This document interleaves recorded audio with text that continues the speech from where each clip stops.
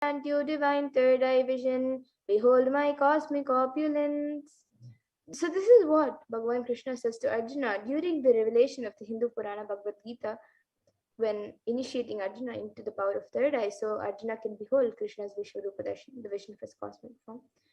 And in the 11th chapter of Bhagavad Gita, which contains the description of Bhagavan Krishna's cosmic form, the description is completely narrated by Arjuna as he sees Bhagavan Krishna through the third eye.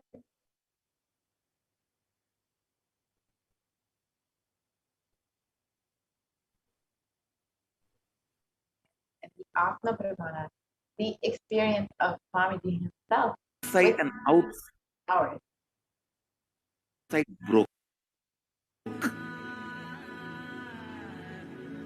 The first experience is that I was able to see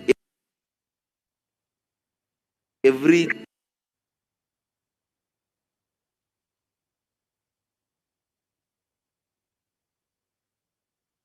the first experience that I was able to see everything around me, above me, the whole 360 degrees, the 10 directions below me, everything. I realized not only I was able to see, I was able to feel, experience all of that as me.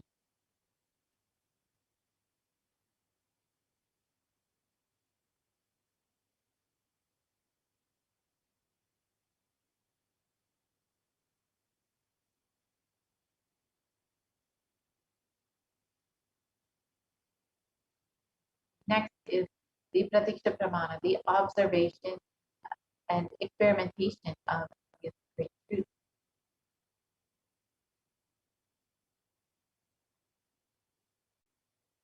And a study that was done that measured that compared the metabolic cell activity of the brain and conscious and meditative states using the PET scan, and it was found, and this was done specifically on the Supreme Pontiff himself, and it was found that when doing daily activity, high activity is measured in the brain where the third eye is located.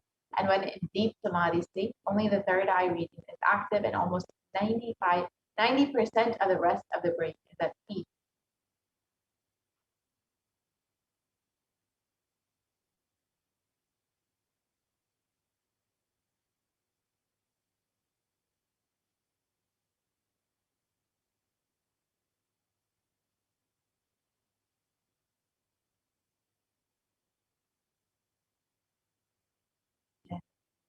Sakshi Brahmana, the experience from the initiated disciples of the Supreme Pontiff. This rare sacred science of third eye awakening is being made available to humanity for their ultimate enrichment and conscious evolution by the Supreme Pontiff. And as a living incarnation of Paramashivoham, the Supreme Pontiff embodies the most profound yogic states that surpass all bounds of time, space, and matter. The Supreme Pontiff is gifting this pure, great science of third eye awakening, along with many other spiritual sciences, through the initiation, the diksha of millions of people, and millions have already been initiated by the Supreme Pontiff and are experiencing the profound results as extraordinary powers in their everyday lives.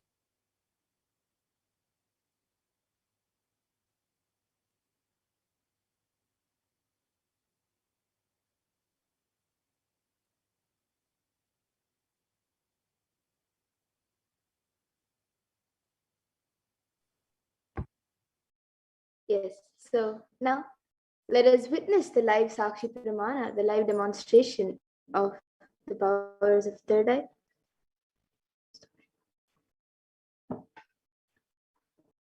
So now here with me, I have this eye band, which in front is a thick opaque plastic sheet, and in the back there's thick black sponge which will not allow any type of light to enter. And all of you can also see the strap, so it will be tight around the eyes, and into these two sockets over here, my eyes will sit into these two sockets over here, and it will also be covering the bridge of the nose over here. So there is no way of light entering around the eyes. And this eye band is also certified by ophthalmologists, and it is usually given for people who are suffering from insomnia or who are not able to sleep properly. So this eye band will be put on my eyes by a volunteer. And once it is done, any of you watching this live on YouTube, you can put your comments live in the YouTube comment section. It can be anything that you would like me to read. So you can put your comments in the YouTube comment section and I will be reading it through the third eye. So now this eye band will be put on my eyes by a volunteer.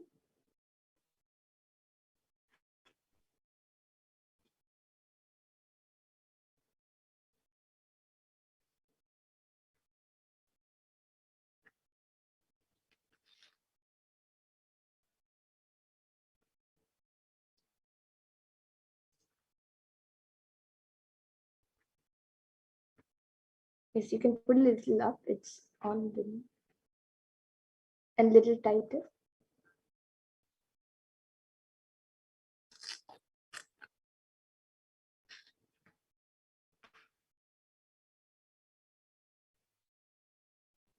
Yes, and it's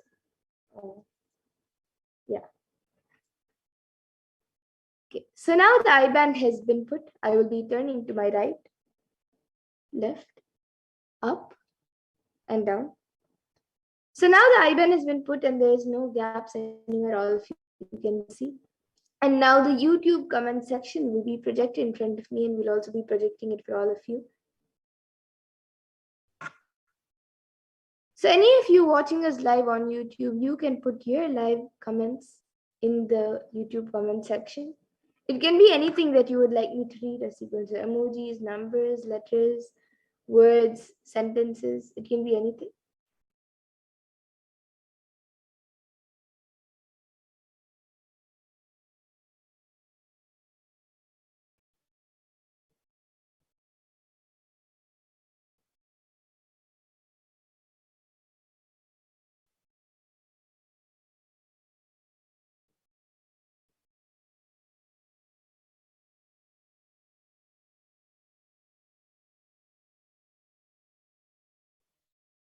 Yes, we're just loading the comments.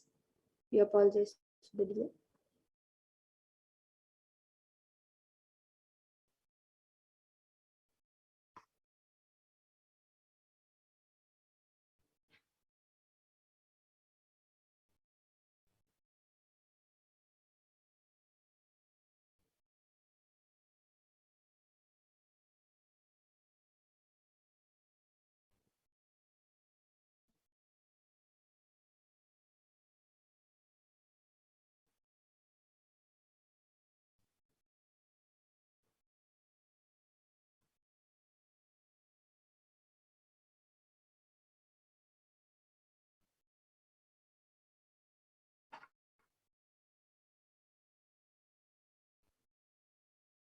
Yes, so we already have quite a few comments.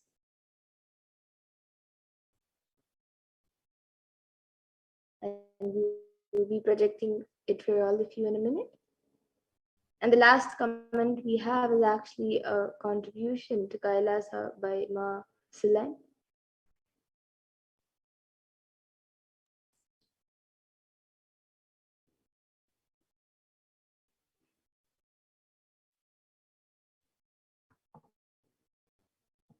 So Ma Silan Guilherme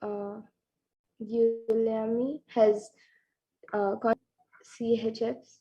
Thank you, Ma, for your contribution to Kailasa. And actually, her contribution has come in a blue box. And next to it, she has posted a sticker. She has posted a sticker with a baby and who is giving a kiss, and there is a heart coming up. Comment is from Manitya Mahajalandra Nithyananda, who has put Nithyananda Mahathura. Hope to be able to have a body segment, please. And Namaskar emoji, blessings and gratitude, ma. And then she has put 3 star emojis. The first is a shooting star, and then normal star, and then another shooting star, which is little smaller than the first shooting star. And then yes, ma, we will be doing a body scan after this power of third eye. And then we have above that a comment from Peter Vajra, who has put Paramashiva, please bless me, and then Namaskar emoji. And then Masaline, who has put a Namaskar emoji, and then a star emoji and a heart emoji. and then an upside down smiley emoji, and then emoji with which is laughing, and there's tears coming out of the eye, and then a thumbs up emoji, and then a smiley emoji with 3 hearts around the face. And then Peter Vajra has put Nityanandam and Namaskar emoji, and then above that Paramashanta Dharma has put a Namaskar emoji, a heart emoji, then 3 Om emojis, and then a heart emoji and a Namaskar emoji. And yes, so the last comment is from Marceline, who has contributed to Kailasa. And yes, anyone else also who would like to put in your comments, you can put your comments in the YouTube comment section of anything else that you would like me to read.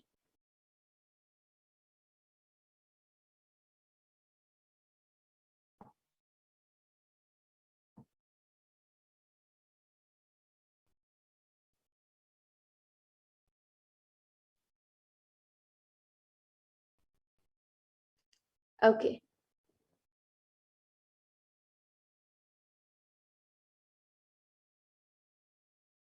Yes, so before we move to the next power, the power of body scanning, if any of you would like to put in anything else that you would like me to read, you can put it in the comment section. It can be anything, it can even be a different language.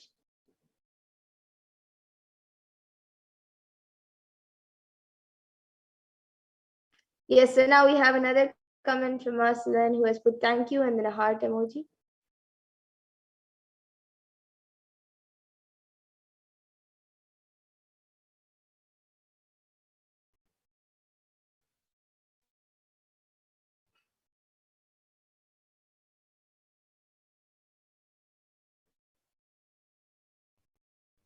Yes, okay.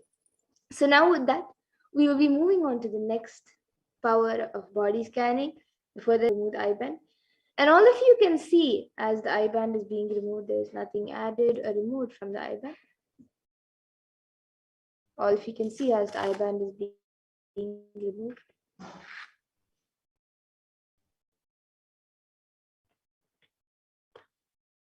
Yes, so all of you can see the eye band, there is nothing added or removed from the eye band, it is just as it was before. And now we will be moving to the next power, the power of body scanning, after we go through the pramanas for the power of body scanning. So for those of you who might be joining us newly today, the power of body scanning is the power that awakens the ability to scan any type of diseases, illnesses, medically diagnosed issues, or any other problems in the body, whether it's physical, mental, or emotional. And the best part is that we can scan and give a solution for the problem permanently. So we will now be getting into the power of body scanning and seeing the 4 pramanas for this power. So the first is the Shastra Pramana, which comes from the Vijnana Bhairava Tantra. Swadehe jagato vapi sukshma sukshma tarani cha tattvani yani nilayam dhyatvante vyajyate para. And the translation for this verse is: cognize deeply that from the subtle to the subtlest constitutive principles of your whole body, Swadeha, or of the whole universe, simultaneously consist of the essential reality. They are being absorbed in their source cause, Paramashiva. By the experience of such restful awareness, one becomes complete from all thoughts, and the ultimate universal divine power, Paradevi, Adi Shakti, is revealed, and the supreme power manifestation happens. And the next is the Apta Pramana, which comes from the life of a Siddha. So Terayar was a Siddha and one of the prominent disciples of Agastya. And one day a man suffering from severe headache comes to Agastya for healing, and Agastya uses the power of body scanning and identifies the root cause of the headache. And he reveals that there is a small terai, a type of frog, sitting in the person's brain. So then Agastya immediately instructs his disciple Terayar to perform an open head surgery and remove the frog. And once the surgery is completed successfully, the person is healed and cured of the headache, and Terayar gains his name. And the next is the Atma Pramana, which was revealed on the 22nd of December 2019 by the Supreme Pontiff of Hinduism himself. He reveals how he uses the power of body scanning, paraphrasing his words. Only when I had the multiple compound hand fracture, I was forced to go for surgery, and therefore medical checkups related to that. At that time, they detected heavy metal quantity in my different organs. It was revealed that I had been poisoned without our knowledge. I immediately used diagnostic methods instead of medical facilities to study the body condition due to the poisoning. Through body scanning, I found out what the problems, imbalances had happened, and where balances had to be done. I used allopathy as a second opinion to verify my findings. And the next is the Sakshi Pramana, which are the experiences and results of the extraordinary manifestation happening through the initiated disciples. So here you can see a few sharings of the people that have successfully manifested the power of body scanning. Here are just a few, but thousands around the world have manifested this power. Even all of you will be able to manifest this power and raise other powers as well. And now that we've seen the pramanas for this power, let us get into the live demonstration of this power, the power of body scanning. So anyone who would like a body scan can put your comments in the YouTube comment section, and we will be doing a body scan for you. We already have a comment from Ma Mahajalindra who has asked for a scan for your husband. Yes, Ma, I request if we have your husband's consent, Ma, as the consent is necessary for the power. So do we have his consent to do the body scanning for him?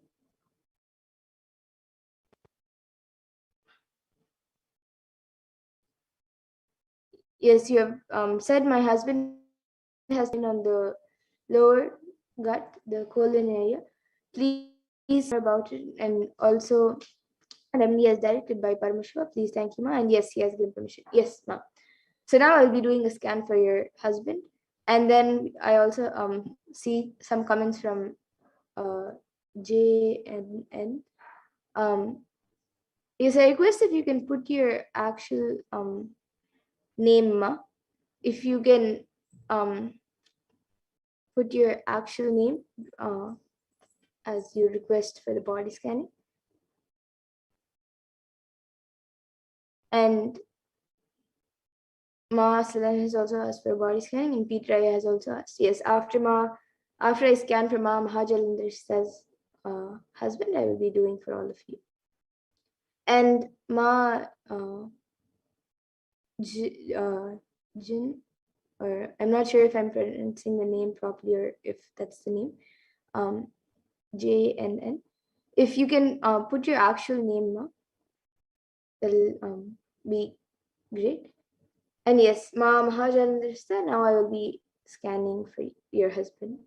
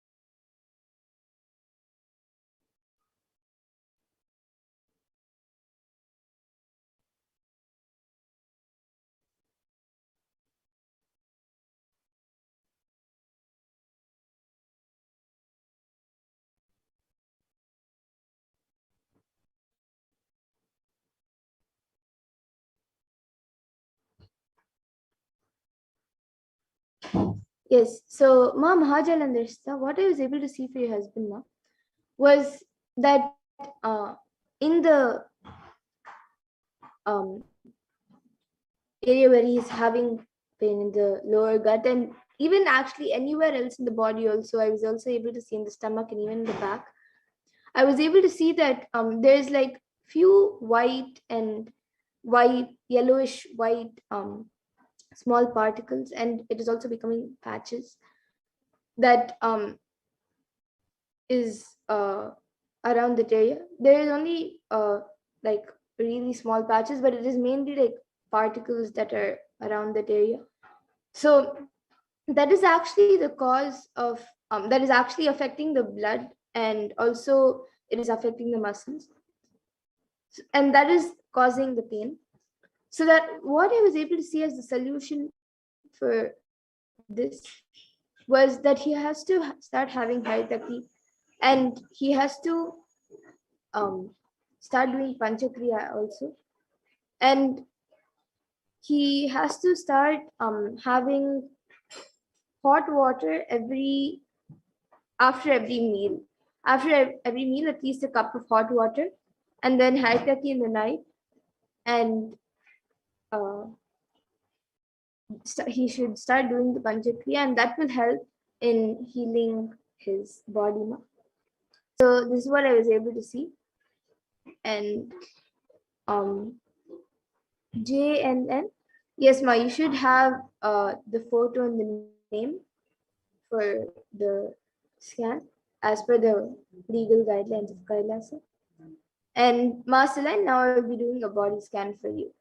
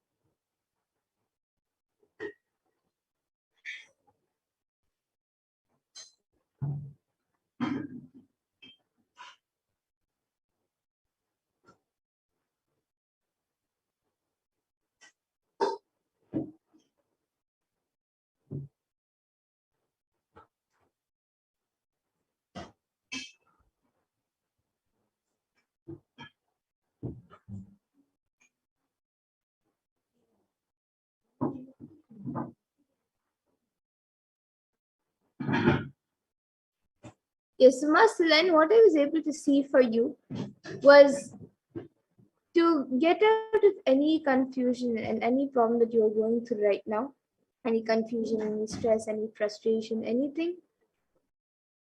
Watch some satsangs and internalize those truths, and also follow those teachings as much as possible. Apply those teachings in your day-to-day life, and you will see that your day-to-day life and everything that you do becomes more and more better each day, and you will see a transformation happening in you.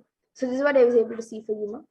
And Peter Vajra, now I will be doing the scan for you here, and also healing. And Ma Mahajalandrasta has gone back saying, "Thank you, Ma. Yellow and white particles. You know what they are, Ma, and do you know how long it will be before he has relief from this problem?" Yes, Ma. So I was just able to see it's like small particles, Ma. It's like very small particles which are affecting the blood in the muscles.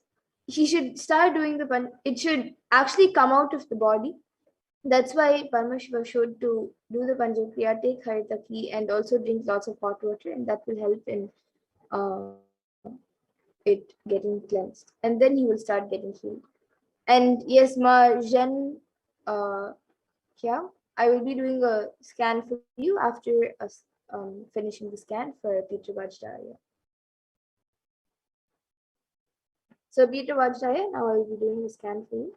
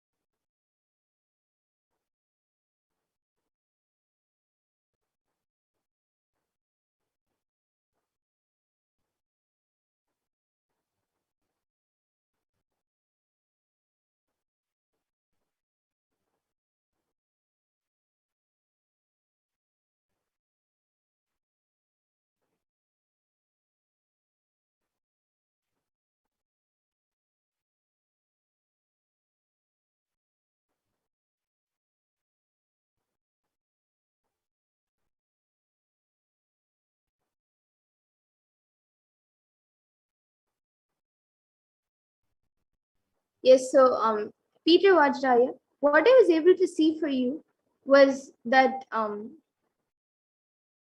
there is a nerve which in the back of your neck and like your back. There's a nerve there which is pulling which is getting pulled slightly. Like there's a small pulling sensation that you're feeling. It is not, you don't feel it frequently, but uh for a normal person that is quite frequent, but it doesn't like happen every day. Every like 2 3 days, few times you feel like a pulling sensation behind your back, like in the neck region. And I was able to see that is because the your neck has actually become very stiff, and um because of that, the even within the muscles and everything has become very stiff. And even the blood circulation there, it is happening, but because of the stiffness, even that is being affected. So I was able to see the solution for this is to apply little warm coconut oil on the neck, and wherever you're feeling that pulling sensation, just apply warm coconut oil and rub it for some time. And when the oil is getting into the skin, when it is getting absorbed into the skin, just stretch that area a little bit. You can bend, or you can even do some neck rotations, but just stretch that area a little bit. And as the oil is getting absorbed into the skin, and it will be healed. And what I was, another thing that I was able to see was that you are actually going through uh you're going through some confusion and lot of um stress or frustration for the past few days. And what I was able to see as what Parmashiva revealed as a solution for that was to just connect in the space of oneness with Swamiji and just offer your gratitude to Swamiji. It can be in any way that you would like, but just offer your gratitude to Swamiji in any way that you would like. It can be through um, offering, or it can be through anyway, just sitting in front of Swamiji and speaking to him. It can be anything, but just offer your gratitude to Swamiji for anything, whatever you feel. And you will see that automatically that stress actually starts, that stress and that frustration or whatever you are going through just comes down drastically. And also just get into that space of unclutching. When you are offering your gratitude, just be in the space of unclutching, and you will see that all that stress, frustration, anger, anything, any negative emotions within you will just transform into the space of bliss. So this is what I was able to see for you, Aya. And yes, you have gone back saying yes, ma. I had a surgery and the implant is there. Yes, that's thank you, Aya, for getting back.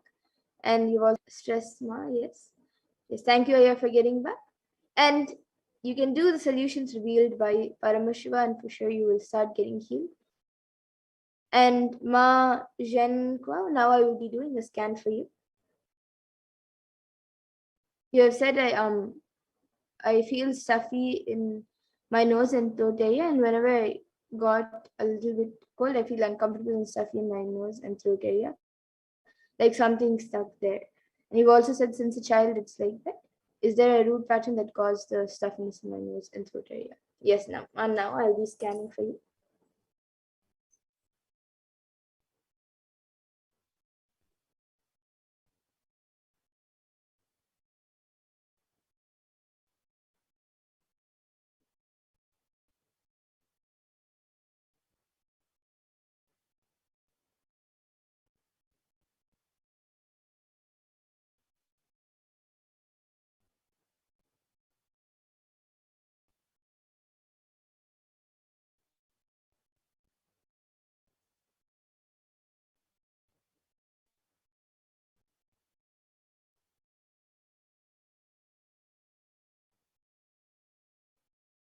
Yes, so Ma, uh, Jean Qua, what I was able to see for you, Ma, that the cause of this is actually, it is not any root pattern, or it is not any uh, it is not anything major. It is actually something hereditary, and it might not be exactly from your parents, but I was able to see that a few other people also in your family have a similar type problem. It's not the exact same thing, but a similar problem. So it is more like a hereditary thing. But one more thing that I was able to see as the cause for this is, apart from being like hereditary problem, or something that has been there, I was able to see that actually it is much lesser than you think it is. But the idea that you have that problem and it has been affecting you since a child, and every time uh, you get a cold, it becomes more stuffier, more uncomfortable. That cognition of that cognition is making you feel that it is more worse, or more it is creating more of a problem. So if you just drop that cognition that you have that problem, and um just unclutch from the problem, you don't have to forget about the problem. Of course, that is there, but just unclutch from it and leave it at Swamiji's feet, and you will see that the even though little bit might be there, you will not feel that uncomfortable. It will not bother you, or it will not affect you much. So this is what I was able to see for you, ma Jen Kwa. And yes, so you can get back in the comment section if you were able to do it. And Peter Wajai has gone back saying, yes, all is correct, ma. Thank you very much and for the scanning and the solution. Yes, Aya, thank you for getting back. And now, with that, I thank all of you who have joined us for this Power Management. And we will now be moving to the next segment of this program. So please stay tuned for the next segment of this program, where all of us will continue to learn more about Devi Parashakti. And we will be first learning more about how the world is today, and how Devi Parashakti has come down and is giving solutions for the world today. And in further segments of this program, we will also be learning more about Devi Parashakti, the form of Devi Parashakti that we are celebrating today on the 5th day of Navaratri. Yes, so now let us see how the world today is and the way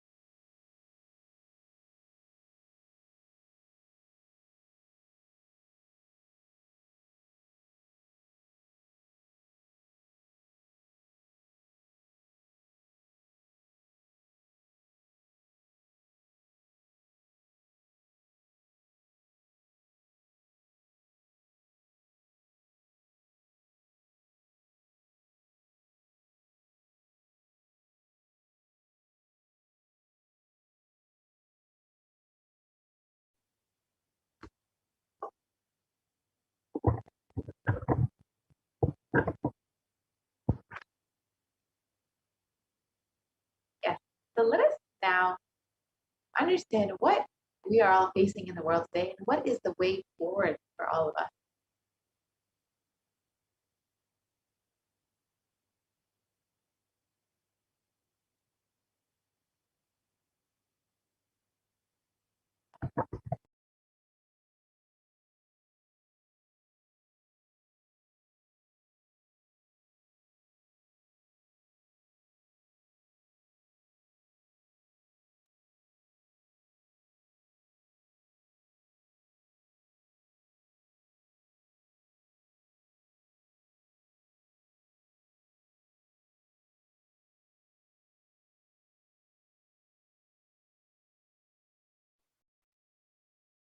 Yes.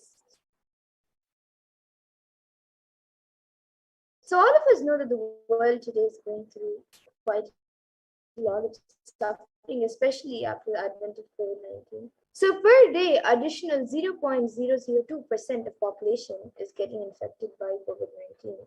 And the facts are the total confirmed cases of COVID-19 is 233 million, which is about 3% of the world as of 5 by 54 CEST on the 1st of October 2021, including 4,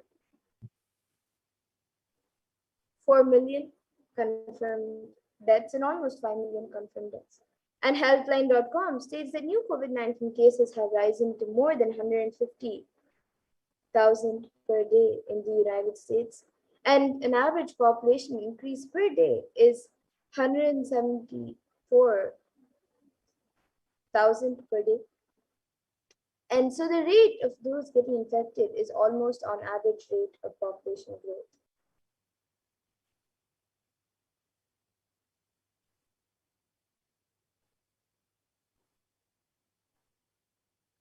And the total number of confirmed COVID-19 cases is 3% of the population and rising daily at all times.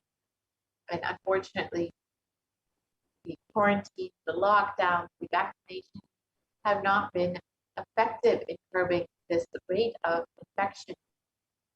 Vaccinations are still available at all times for the entire world. The average death per day is 126,500.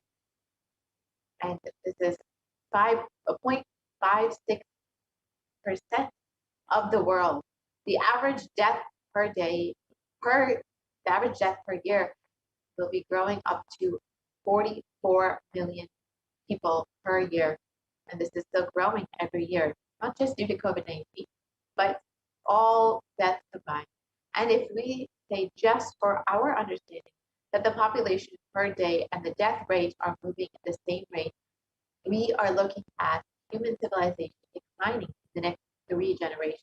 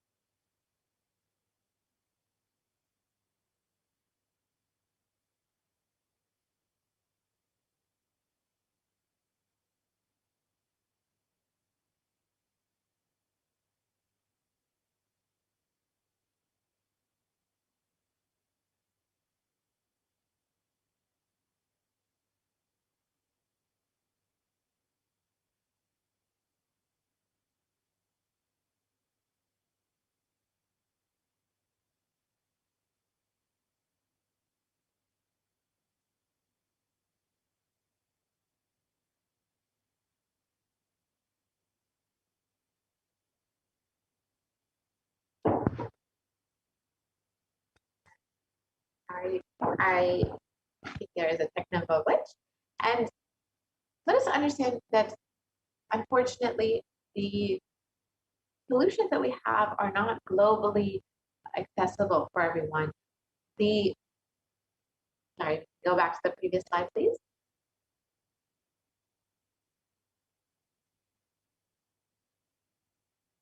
So COVID-19 It has been affecting everyone across the globe, the Americas, Europe, Southeast Asia, Eastern Mediterranean, Western Pacific, Africa, and all across the globe. But we need a national policy that is that works for everyone across the globe, because it is affecting everyone across the globe.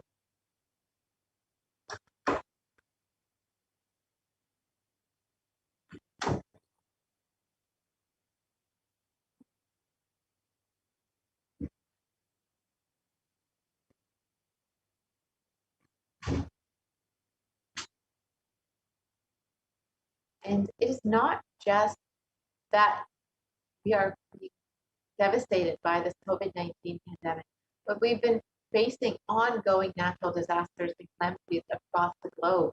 And we've seen floods, storms, fires that have devastated communities. And this is all due to the climate change crisis and global warming.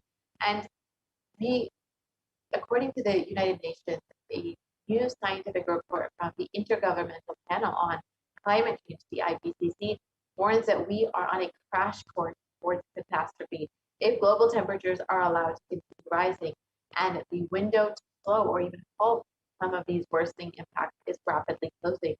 And just the difference of 0.5 degrees in the increase of global temperature from 1.5 degrees Celsius to 2 degrees Celsius will cause drastic effects in our very reality. We've already seen so many of the effects of global warming. If we go at the rate that we're going, we will continue to see worsening effects of global warming and climate change.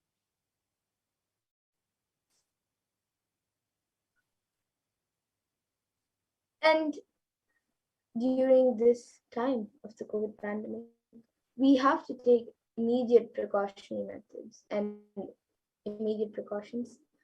So, a few of the immediate precautionary methods that you can take is to protect yourself by getting into quarantine and follow the local government's guidelines, and regulations. But even if this is done, the effect on our survival needs like food, clothes, shelter, and much more will can be a difficulty, and especially to the less privileged, whom we call poor, for whom resources are not immediately available, is unknown.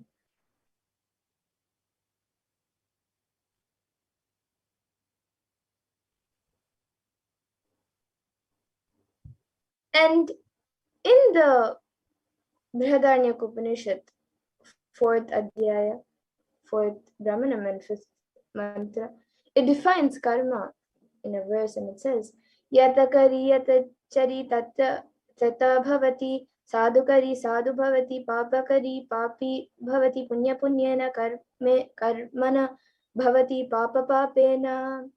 And the translation is, as it does, it and acts, so it becomes by doing good. It becomes good, and by doing evil, it becomes evil. It becomes virtuous through good acts and vicious through evil acts.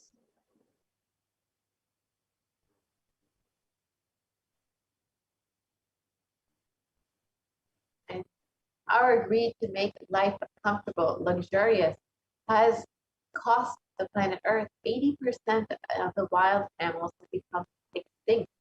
So stopping the idea that the whole planet Earth belongs to only the human race will curb some of the effects of the damage that we've already done. And since the rise of the human civilization, 80% of the wild mammals have been lost, and 80% of marine mammals, 50% of plants, and 15% of fish have been lost due to the rise of the human civilization. So we have forgotten to share the world with others. So let us now start setting the trend of moving to a nature-based lifestyle. Let's stop torturing and killing animals. Let's drop this idea that planet Earth is exclusively for us, and let us set a trend of moving to a nature-based lifestyle.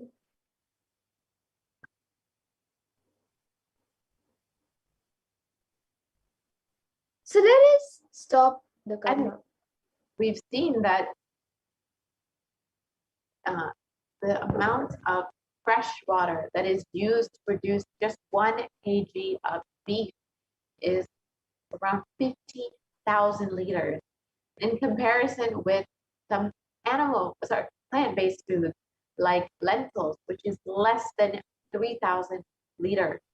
You can see the drastic difference in the consumption of fresh water, the consumption of natural resources in producing meat-based products and non-vegetarian food compared to animal-based or compared to plant-based products.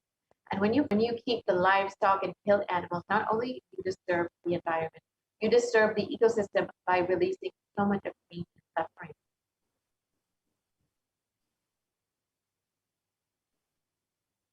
So, what is the permanent solution for this pandemic? As per Hinduism, the purpose of the world and the primal principle and the primary principle of the universe is let us all coexist and celebrate our life. Ahimsa paramo dharmaha. Non-violence is the ultimate natural law of life.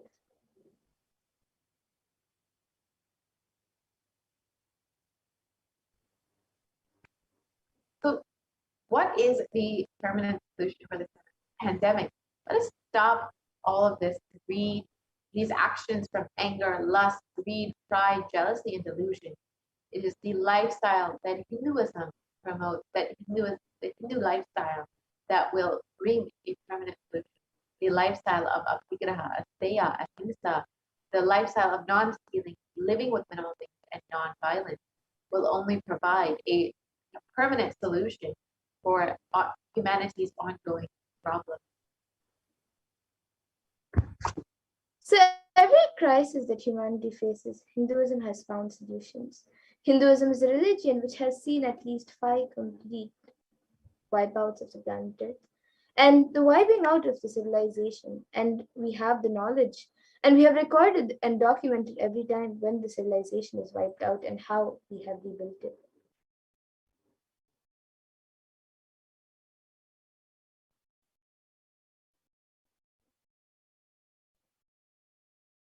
So here you can see a few of the world pandemic histories and Hindu solutions. So the first time was at the time when Bhagavan Vishnu incarnated to bring the Vedas and Agamas back from the dark energy during the manifestation of the universe in the form of a fish, the Matsyavatara, and landed it on planet Earth to give it to Lord Brahma. So this is when the Vedas and Agamas were stolen by the demon Hayagriva. And that was when one of the first times that the civilization and human race was wiped out completely. And after the great deluge, Bhagavan Vishnu bought Manu's boat and the Vedas and Agamas, the whole thing, and he starts the civilization again. Starts the civilization again. And that is why the Pandya kingdom, the earliest kingdom, has a fish as their emblem. And Karaikal is the place where the boat was brought to the land by the Matsyavatar. And it is from there that the whole Pandya civilization started.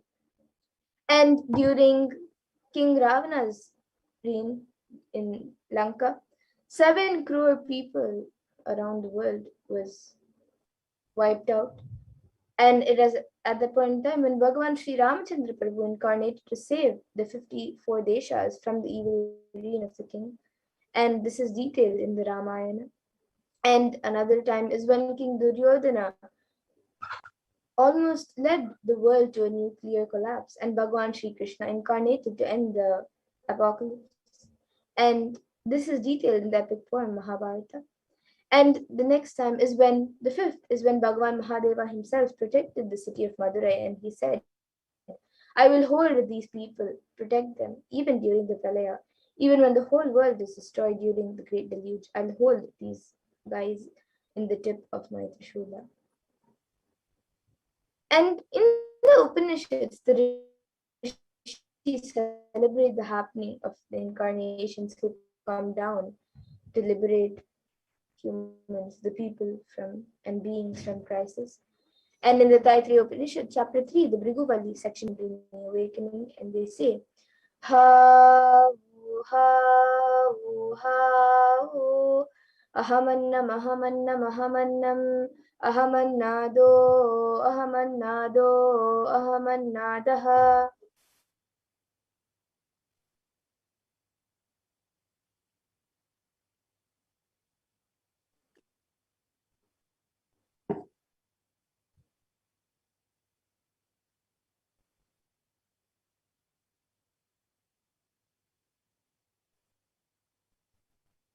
And it is the ultimate consciousness happens again and again as Acharya, as Guru, and as incarnation. Paramashiva reaching out to liberate individual souls from bondages through knowledge is Acharya. Paramashiva reaching out to individual souls to liberate them from bondages through initiation is Shaktipada. Shaktipada is Guru. And Paramashiva reaching out to individual souls and intervening in the karmas, altering it, changing it, reducing it, and even deleting it, completing it, and changing the happenings of the past, present, and future is Leela. And the manifestations who do these Leelas are incarnation.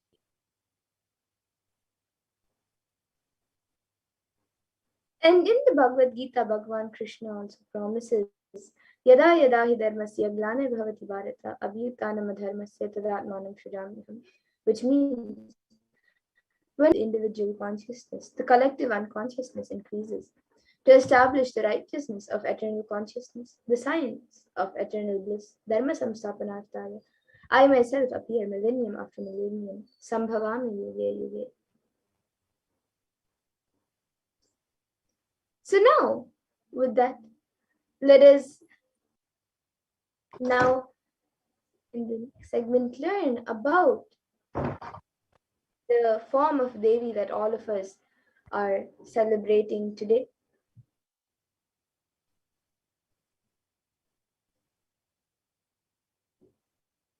So we will be learning about the form of Brahmacharani, which bestows completion.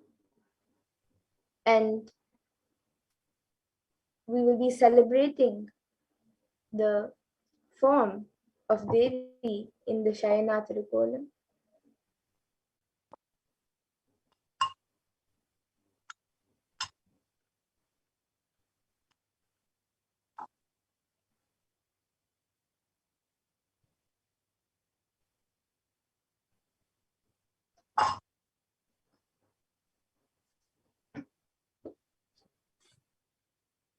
So Devi Brahmacharini is the goddess of, is the form of goddess Parashakti. And after her self-immolation in her previous birth as Sati, she took birth again, and this time she was born to the king of mountains in the Himalayas. And in this birth, she came to be known as Parvati and she became Brahmacharani. Brahm means over here in this context means tapasya and charni means a female devotee. So an ardent female devotee is the meaning of brahmacharni.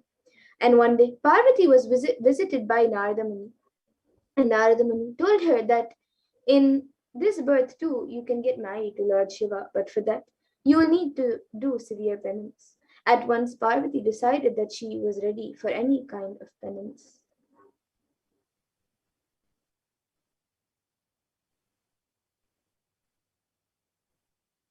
And Devi Brahmacharni went into severe penance. It was no ordinary tapasya. Her tapasya went on for thousands and thousands of years. For the first 1,000 years, she only ate fruit and flowers. For the next 100 years, she only ate vegetables. For the next 3,000 years, Devi Brahmacharni only ate dried leaves. This kind of tapasya or penance was different. Nobody had ever seen this kind of tapasya. And after 3,000 years, where she ate only leaves, she went on eating nothing. She gave up water, she gave up food, and her purpose of life became severe penance.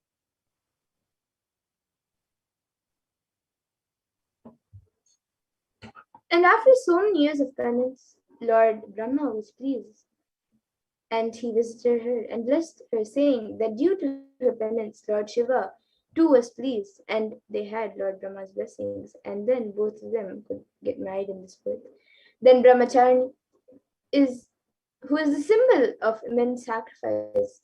So Brahmacharya after is the embodiment, the symbol of immense sacrifice, penance, solitude, and purity.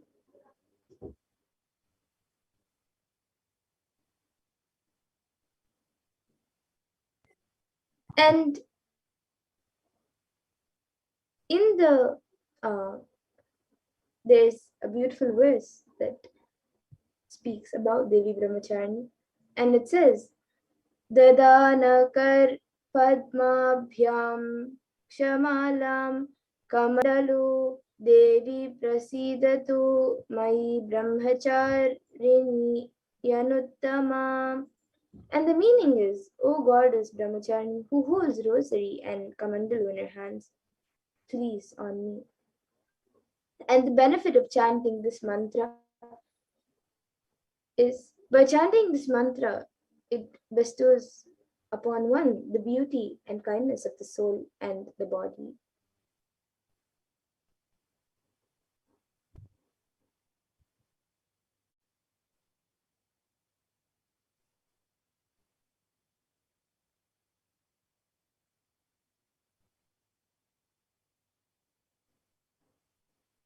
So now let us see Devi Parashakti's divine play from the Chandi Stotram, which is a part of the Devi Mahatmya. So let us see a Leela from the Chandi Stotram.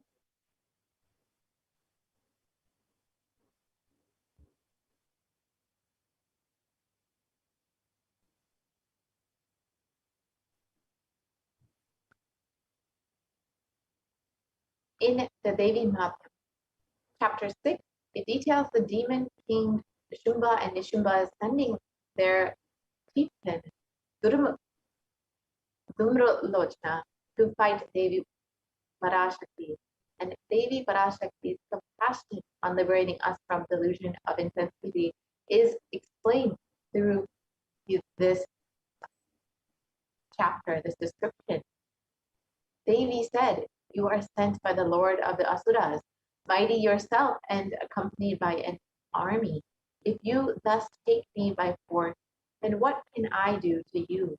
The Rishi said, thus told the Asura Brahmalochna, rushed towards her, and thereupon Ambika reduced him to ashes with a mere eve of the sound hum.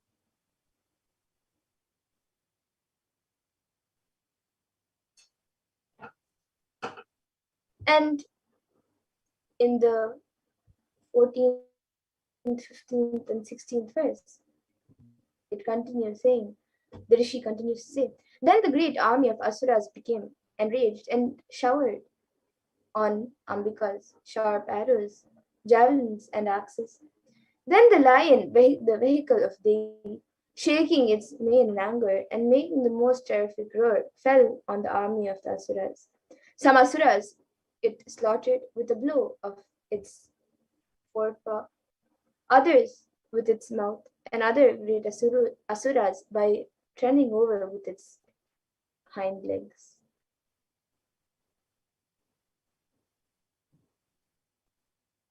The lion with its claws tore out the hearts of some and severed heads with a blow of the paw.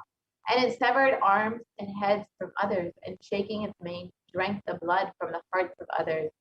In a moment, all that army was destroyed by the high-spirited and exceedingly enraged lion who bore baby.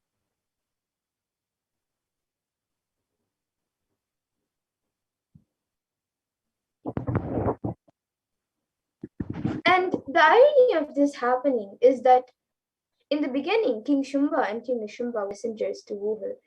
But just as she declined, the rage of desires not getting fulfilled, the same kings tried to attack her.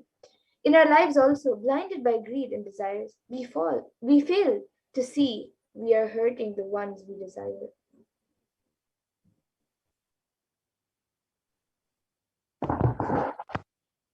Baby happened just to liberate us from karma. Most of the decisions that we make every moment, we make unconsciously. We take thousands of decisions unconsciously in a day, whether it is thinking or talking or doing. It is done unconsciously without awareness.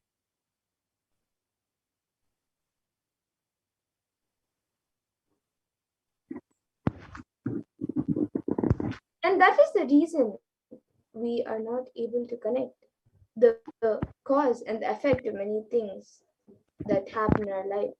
We always think we have been dished out unfair results. We are blissfully unaware that it was we who caused the effects. We made it happen by way of unconscious living and ended up incurring more karma. And there is a way to again and again remind ourselves not to collect karma and to live without the influences of the earlier incurred karma. This first step is to have a clear understanding that karma is powerless in the presence of an incarnation of Swamiji himself.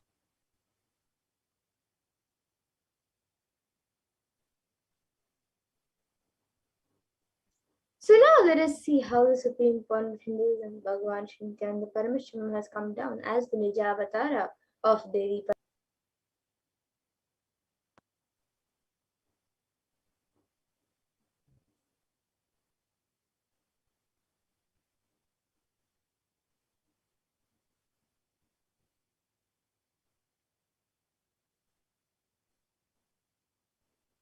The Kailasa'S the Shamanapita Sattva rare sacred lineage of pontiffs has been systematically carried over in an unbroken progression from the ages. The chosen emissaries of Lord Paramashiva and Devi Parashakti, the Guru Mahasannidhanam, the pontiffs of Kailasa'S the Shamanapita Sattva are the direct representatives of the cosmos. This lineage was started by Bhagavan Paramashiva and continued by Devi Meenakshi and Bhagavan Sundareshwara, revived by Nithyananda Paramashivam, and finally revived once again by the Supreme Consorts of the Jagat Guru Mahasannidhanam, His Divine Holiness, Bhagavan Paramashiva.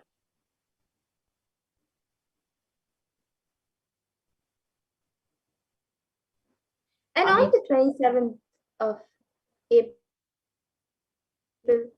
2012, Srila Sri Nithyananda Sri Jnana Samandeshika Paramacharya Swamikal, the Supreme Pontiff of Hinduism, was formally appointed as the 293rd Guru Mahasannidhanam of Kailasa'S Shyamala Pita and is the lawful successor, descendant invested with all the powers, duties, obligations to perform the rituals, spiritual, religious, and customary rites vested in the Kailasa'S Shyamala Pita and has been reviving its spiritual, religious, and linguistic epicenters to its original glory. So let us now watch a short video on the history of Madurai Adi.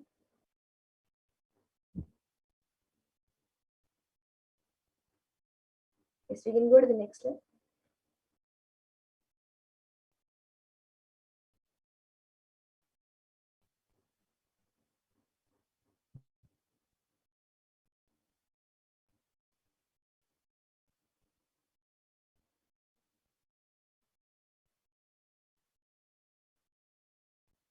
Yes, we can play the history of Madurai Adi.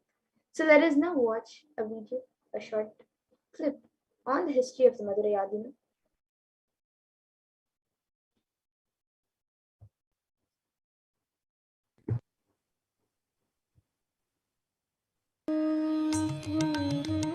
The ancient temple town of Madurai in southern India boasts of a 2,500-year-old history of spirituality. Historians trace Madurai's existence back to the 3rd century BC, making it one of the oldest continuously inhabited cities of the world. Legend says that Madurai was established by the cosmic mother herself, who incarnated as Princess Meenakshi, daughter of the pious king Malayadwaja Pandian. An able queen and a fearless warrior, Meenakshi expanded her empire right up to Kailash in current China. But when she came face to face with the Lord of Kailash, Shiva himself, she recognized him as her eternal consort and dropped her arms to become Shiva's companion for life. Along with Shiva, also known as Sundareshwara or the beautiful Lord, Meenakshi reigned over her kingdom for a glorious 166 years. In course of time, with the rise of Jainism as a religious force, Madurai too fell to its powerful influence and Shaivism all but vanished from the sacred kingdom where Shiva himself had once walked the earth. The renaissance of Shaivism in Madurai was the sacred task of a child incarnation, Tirunjana Sambandar, one of the four visionary saints of Shaiva Siddhanta tradition. The story goes that as a baby, Tirunjana Sambandar was once nourished by the milk of enlightenment from the cosmic mother herself. This child prodigy arrived in Madurai to effortlessly defeat the learned Jain monks with his wisdom, healing powers, and spiritual prowess, and restored Madurai to her beloved religion, Shaivism, by reviving the ancient Madurai Adinam and the Meenakshi temple, which had fallen to desolate ruin. Madurai Adinam is today the world's oldest living Hindu organization, with a recorded history alone spanning a glorious 1,500 years and an unbroken lineage of illustrious pontiffs to this very day. Over the centuries, Madurai Adinam has been patronized by the likes of Tipu Sultan, Robert Nobili, and the poet saint Vallalar. The pontiff of the Madurai Adinam is known by the title Guru Mahasannidhanam and inherits the responsibility of carrying forward the traditions of Tirunjana Sambandar's sacred work.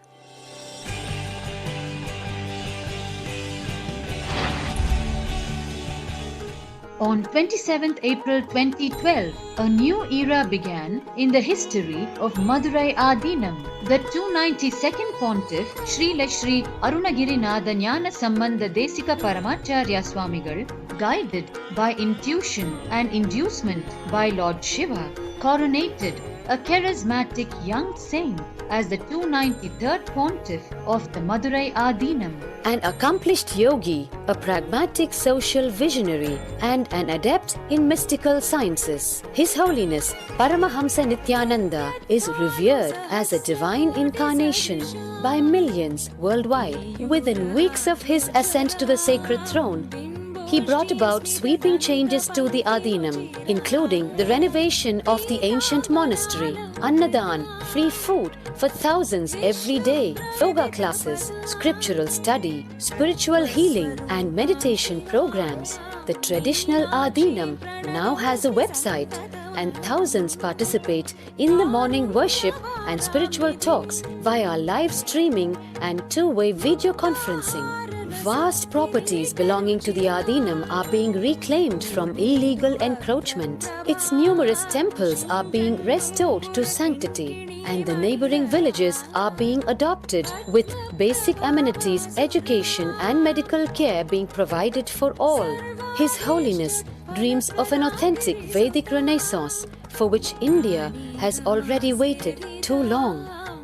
Here, I take the commitment of making Madurai Adinam as an international religious organization.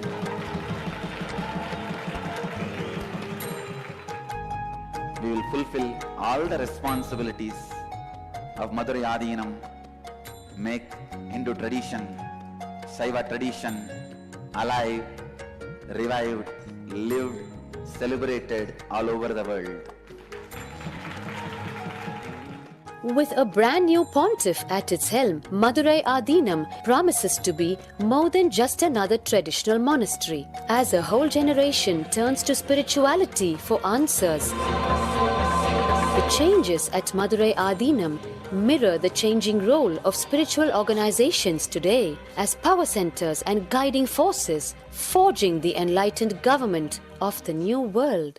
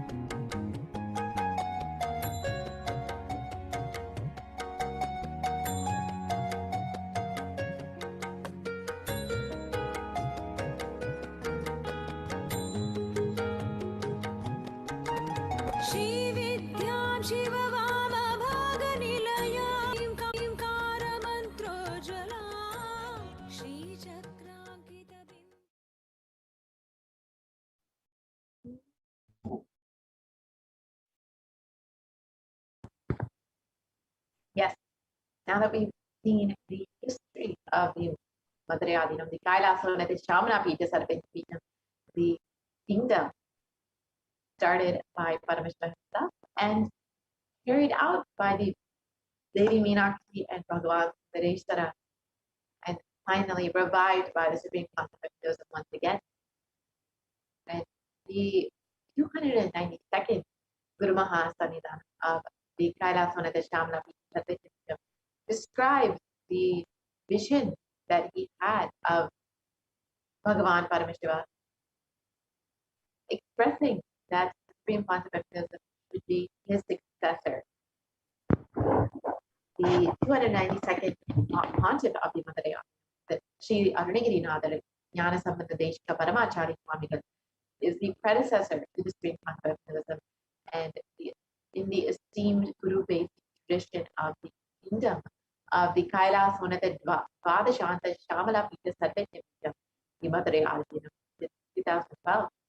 And the 292nd Guru Mahasanidhanam had the divine vision of Bhagavan Paramashiva and Devi Meenakshi herself, who both instructed him to coronate the avatar, the Supreme Concept of Hinduism, as his successor, the 293rd Guru Mahasanidhanam of the Kailasa'S Shamala Pita Sarvapita. And this was historic in the record of Madurai Adinam, and this introducing, you can see in this video, the introducing of the successor of the 292nd Guru Mahasanidhanam, the Supreme Concept of Hinduism himself, who is the current Guru Mahasanidhanam, the 293rd Guru Mahasanidhanam of the Kailasa'S Shamala Pita. You can watch this video on YouTube. And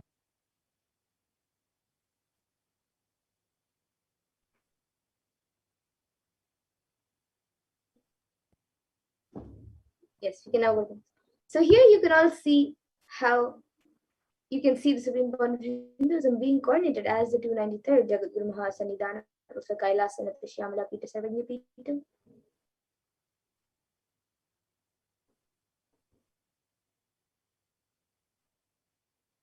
And as the Supreme Concept of Hinduism was coronated as the Guru Mahasanidhanam of the Kailasa'S Shamala Pita Sarvapita, the oldest Hindu Bible state, the Supreme Concept on the responsibility of reviving this ancient kingdom by reviving all of the temples underneath this ancient kingdom, reviving all of the beautiful activities and temples and initiatives through the Kailasa'S Shamala Pita.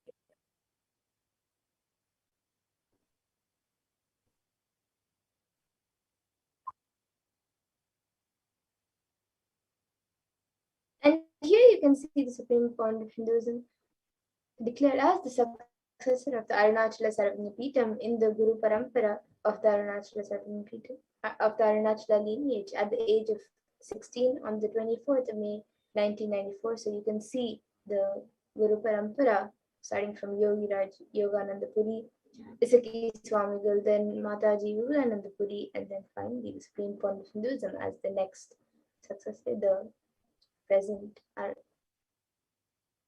of the Arunachala Sarvapita.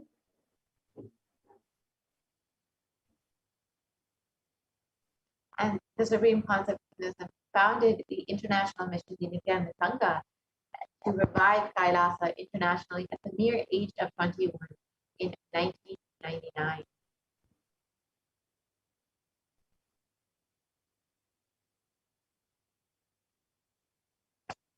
And the Supreme Pontiff of Hinduism founded the Adi Kailasa'S Sarvapita at the age of 24 on the 4th of November 2002.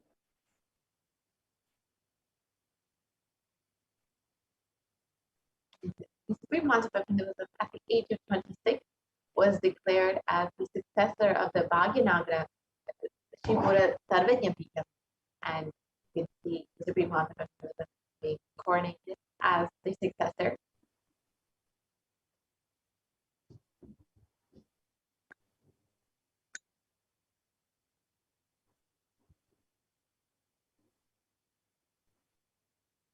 And the Supreme Pond of Hinduism was coronated as the incumbent emperor of the Suryavamsha Samrajyam of the Suryavamsha lineage at the age of 26 on the 31st of December 2004.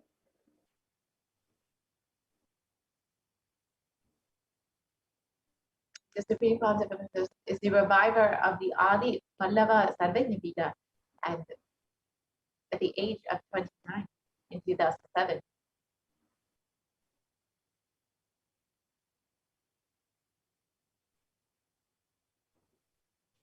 And the Supreme Pond of Hinduism is also coronated as the successor of the Kashi Sarvajñapītam at the age of 30 in 2008.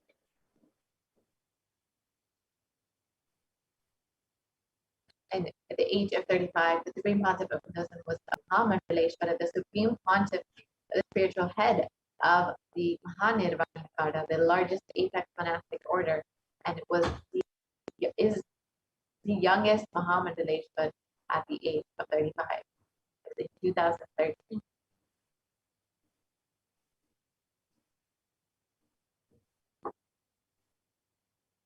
And the Supreme Pond of Hinduism was also declared as the Acharya Mahamandaleshwar of the Attalakala, the oldest monastic order in Hinduism established by Mahaganapati himself, by the Acharya Mahamandaleshwar Sukadevanandaji, and then incumbent, the then incumbent spiritual head of the Attalakala at the age of 35. So at the age of 35, Swamiji was declared as Acharya Mahamandaleshwar of the Attalakala in 2013. And the Supreme Pontiff of Hinduism was coronated at the age of 36 as the Guru Mahasannidhanam of the Tanjavur Adinam in 2014.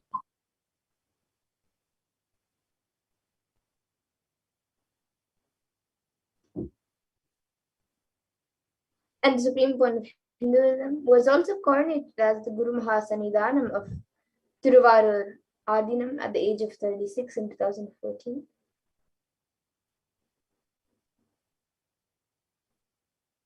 And the Supreme Pontiff of Hinduism at the age of 36 has been coronated as the Guru Mahasannidhanam of the Vedaranyam Adinam in 2014.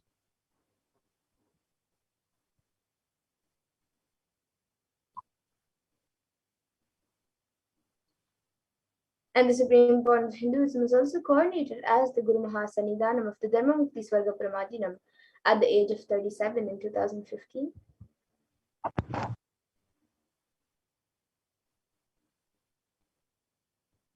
And at the age of 37, the Supreme Pontiff of Hinduism was coronated as the Guru Mahasannidhanam of the Adipita Koladamath in 2016.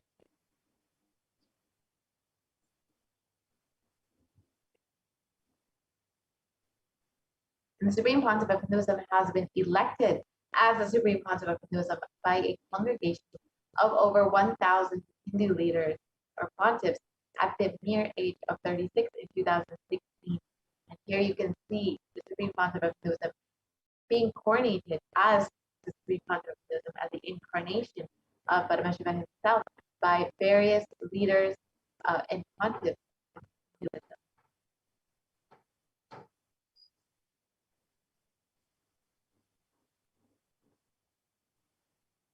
And the Supreme Pond of Hinduism is also revered as the most prolific, most viewed guru in the digital world. And thousands of followers of Hinduism have read and watched his have read his books and watched his videos, and he is read and watched by 1 billion plus followers.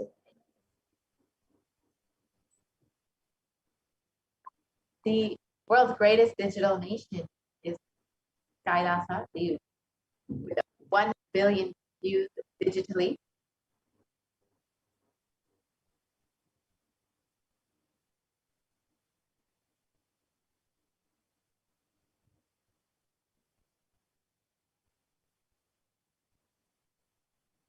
Yes, we can go to the previous slide. And this includes over 1,100 Facebook pages, 50 websites, 102 Instagram channels, 70 initiatives, 458 YouTube channels, 128 Twitter channels, and many more.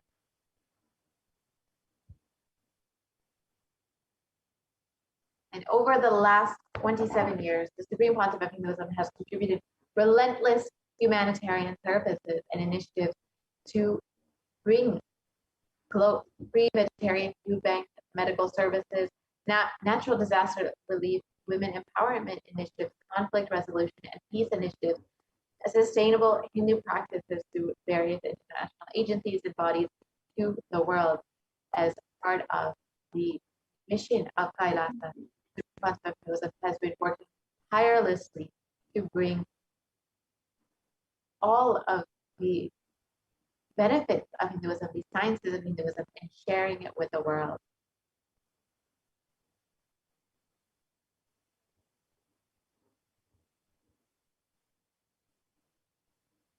And here you can see a few of the global initiatives, a few more of the global initiatives.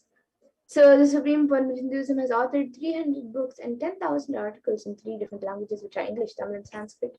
And these have been translated into 50 languages with over 1,000 titles. So you can see here the English books and the French books.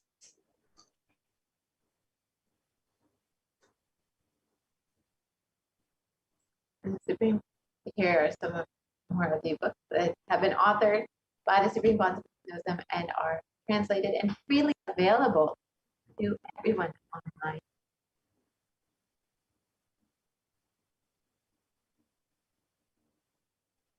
And the Supreme Pontiff of Hinduism has over 20 million copies of books and articles sold, read, and downloaded.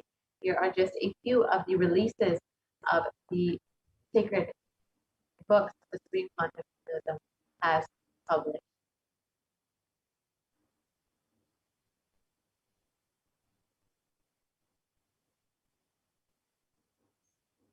So Swamiji has also established the Supreme Pontiff of Hinduism has also established the largest Hindu library with over 1 million books, 1 million Pali scriptures, and over 20 million digital books.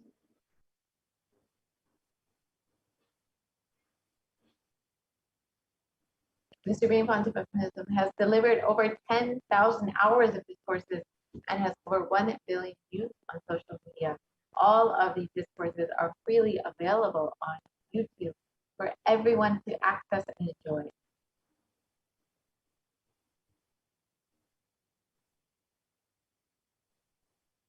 And the Supreme Pontiff of Hinduism is also respected as a commentator of all sacred scriptures such as Upanishads, Bhagavad Gita, Shiva Sutras, Brahma Sutras, Yoga Sutras, Ashtavakra Gitas, Jain Sutras, and much more.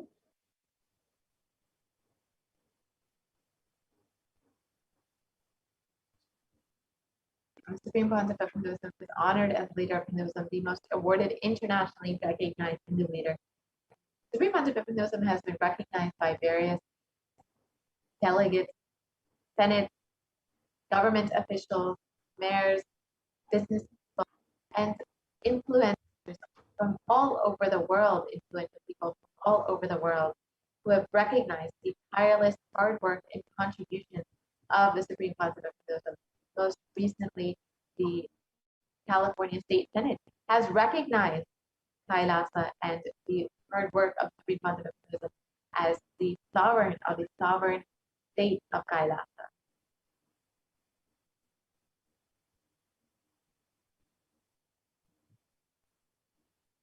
And the Supreme Pontiff of Hinduism has also been acclaimed as one of the top 100 spiritually influential living personalities by Watkins Mind, Body, Spirit magazine.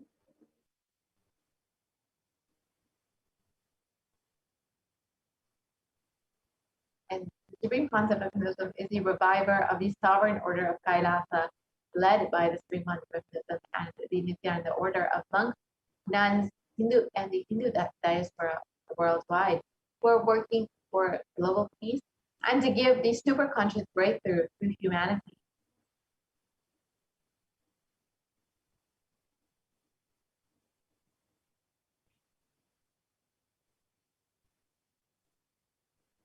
And the Supreme Pontiff of Hinduism is the establisher of the largest Hindu university in the world with satellite campuses in 150 countries.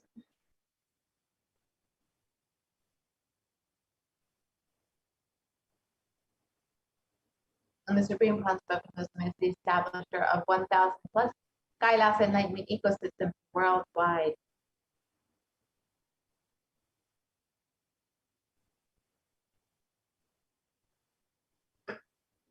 And the Supreme Pontiff of Hinduism is the founder and reviver of over 100 Sarvagnapitas around the world.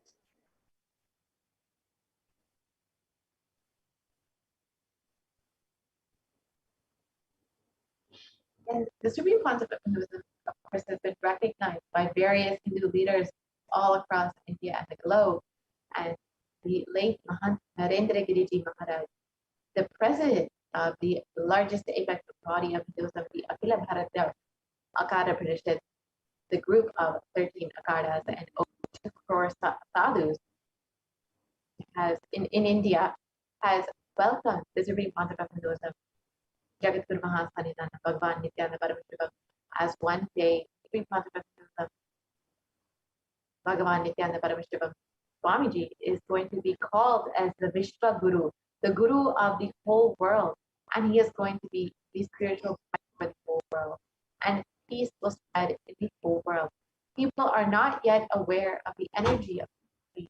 In reality, Swamiji is the Varupa, the form of Bhagavan, God himself, and we are offering our prayers not just to a Guru, but to an embodiment of Bhagavan. I am sure that Swamiji must have done intense penance, tapas in his childhood, and merged into God, as a result of which he is expressing this divine power of God.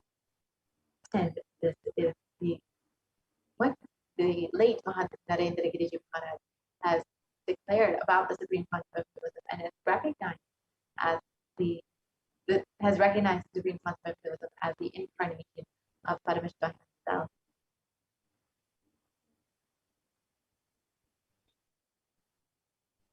And various other Mahants and heads of various Akaras have also spoken about the Supreme Point of Hinduism. So Sri Shanti Swamiji, who is the head of the Kolda Math, which is the oldest recorded Mata in Karnataka dating back to more than 6,500 years, declares with his authority, he says, whenever humanity falls into suffering and pain, Ishwar, the divine himself, does austerities, tapas, for the upliftment. Ishwar of the divine light, Nithyananda Maharaj, is seated as the embodied divine light, spreading world peace and serving the whole of humanity from India. Nithyananda is a treasure house of jnana, sacred knowledge. So this is what Sri Shanti Swamiji has shared about the supreme point of Hinduism.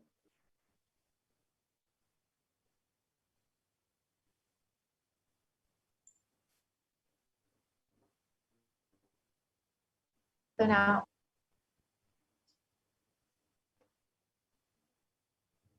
in this next segment, we will be understanding Bhagavan Nithyananda Paramashivam happening as the Guru. So please stay tuned for that. We'll be right back and be entering into this next segment.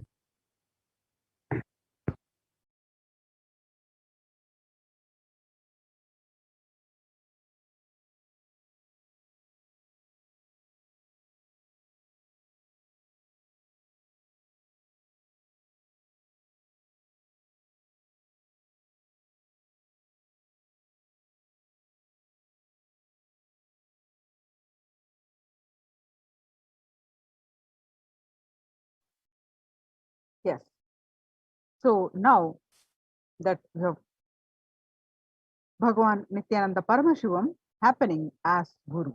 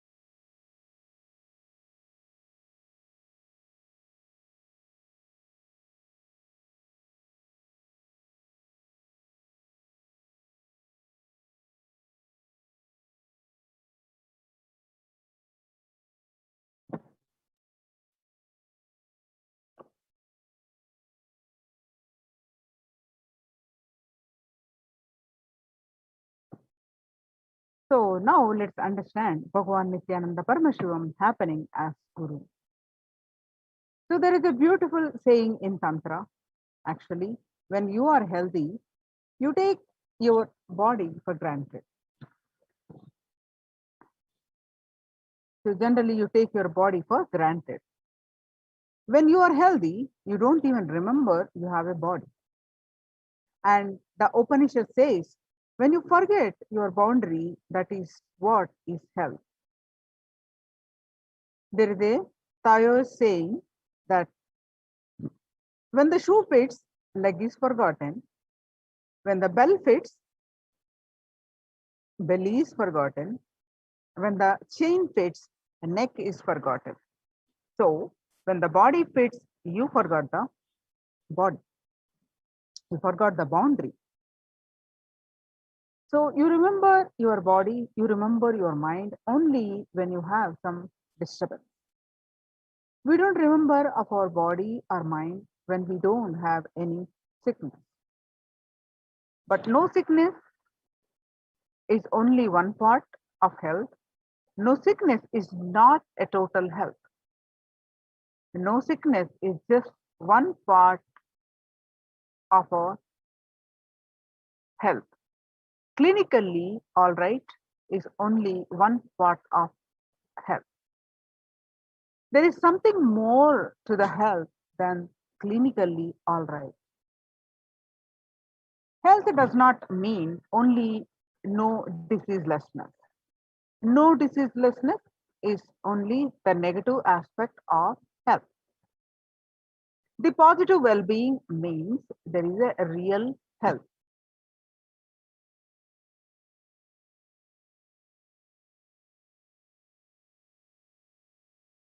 The continuous positive attitude in the body and in the mind, sickness, no sickness cannot be health. There is there are so many people clinically all right, but they are on the verge. Any moment they can fall sick, either physically or mentally. The power of mind over the matter. When you get angry, when you are in disturbed mode, you have 230% more possibilities of having heart attack.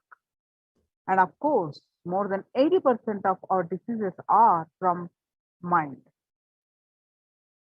For example, if you just remember some negative person, somebody who makes you feel uncomfortable, or somebody who irritates you, just remember somebody and feel have few thoughts which create anger in you. Immediately, you can see pulse rising and BP increasing.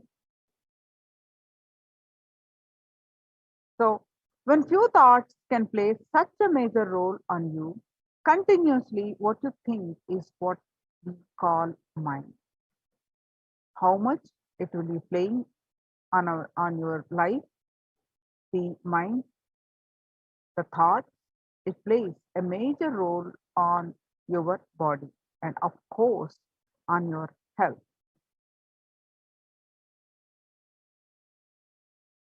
So when your body and mind is eased with each other, you are in heaven. When they are not eased with each other, when they are diseased with each other,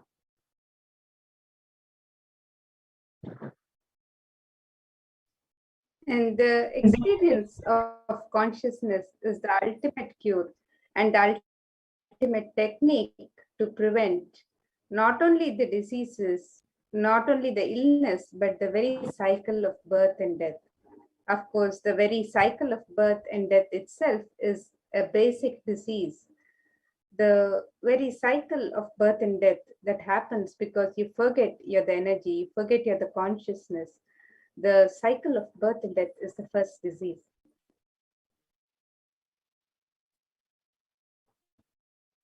you are not the family. Your birth, your name is given to you. You are not the name. The form is a board where you live, it is not you. So, when you understand exactly what is you, when you try to go to a little deep and experience the consciousness. When you will see the basic diseases also can be cured and prevented. The ultimate disease, the idea, I am the body, also can be cured and prevented. So let you work towards the spiritual experience, towards the glimpse of consciousness and experience the eternal bliss.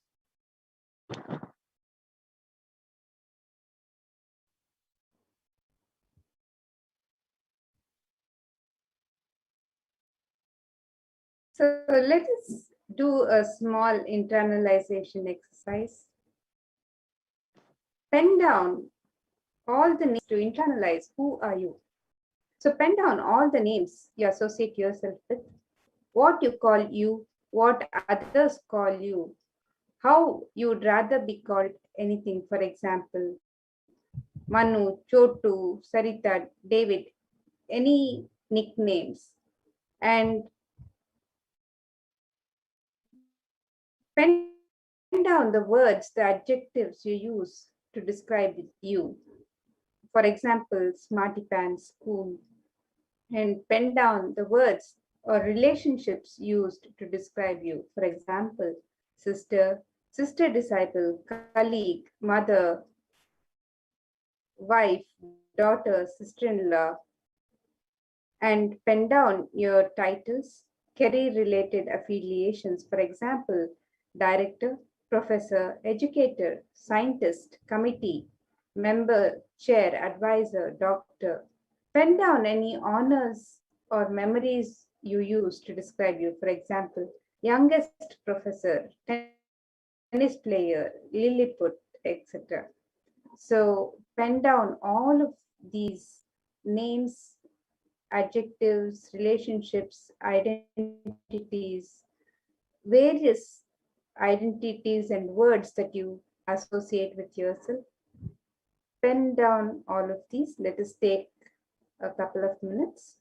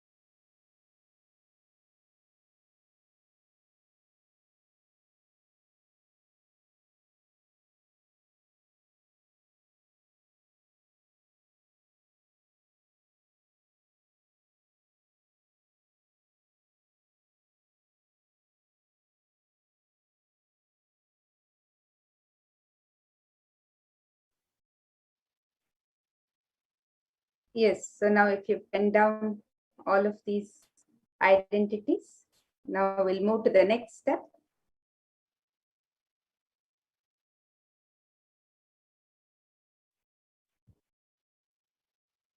So now Contemplate on who are you. So, Go who are you? Go back to read what you have written. Every association to describe yourself is in relation with your body, its description, its capabilities. Yes? But do you agree that the list is not comprehensive? Even if you have written 1 hour or 2 hours, it is not at all comprehensive. It doesn't include your ideas, your beliefs, your views on democracy, what you call your ideas. Contemplate while you think you are your ideas, but at the same time, you are describing yourself through the idea of body.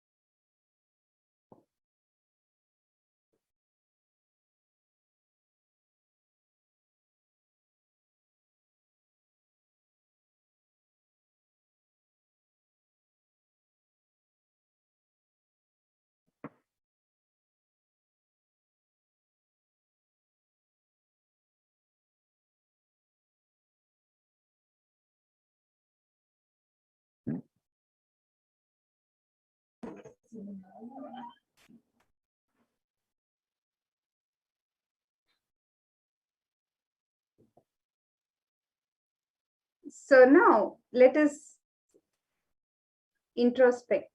Who are you? Let us go one more step further. The ideas, the beliefs, are these the same as they were 5 years ago? Let us take a few examples to answer these. Did you agree with the country policy a year ago, 5 years ago, 20 years ago? Did you agree that global warming was real? Do you remember how you functioned at the age of 10, at the age of 15, at the age of 25, and now your present age? Surely you might find that your beliefs have changed over the years.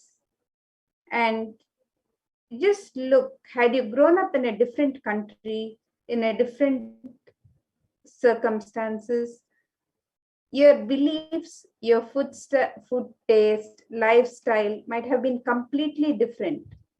So then, let us introspect. Who are you?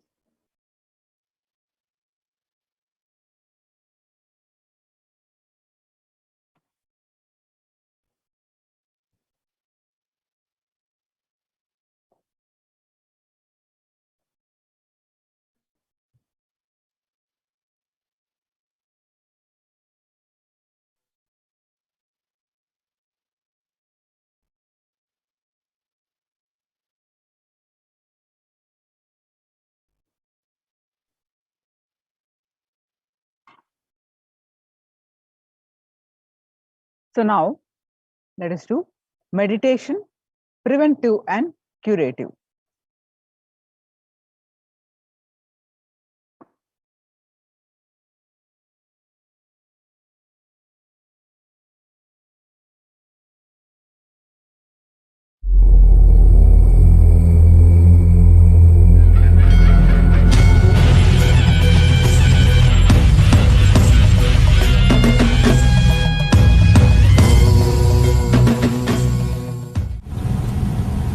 All my best lectures or discourses are delivered only to a small group.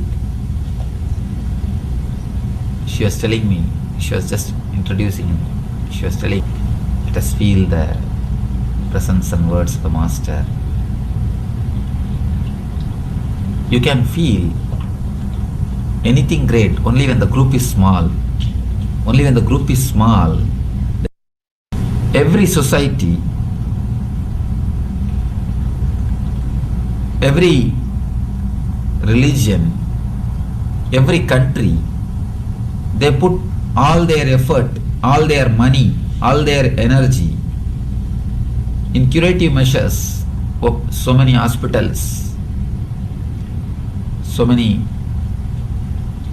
other ways, healthcare center, these, that, so many things for curative. But I don't know why people are not putting so much of effort to prevent.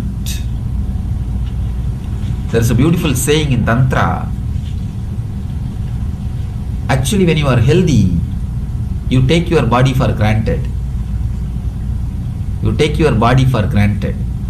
When you are healthy, you don't even remember you have a body. And the Upanishad says, when you forget your boundary, that is what is health.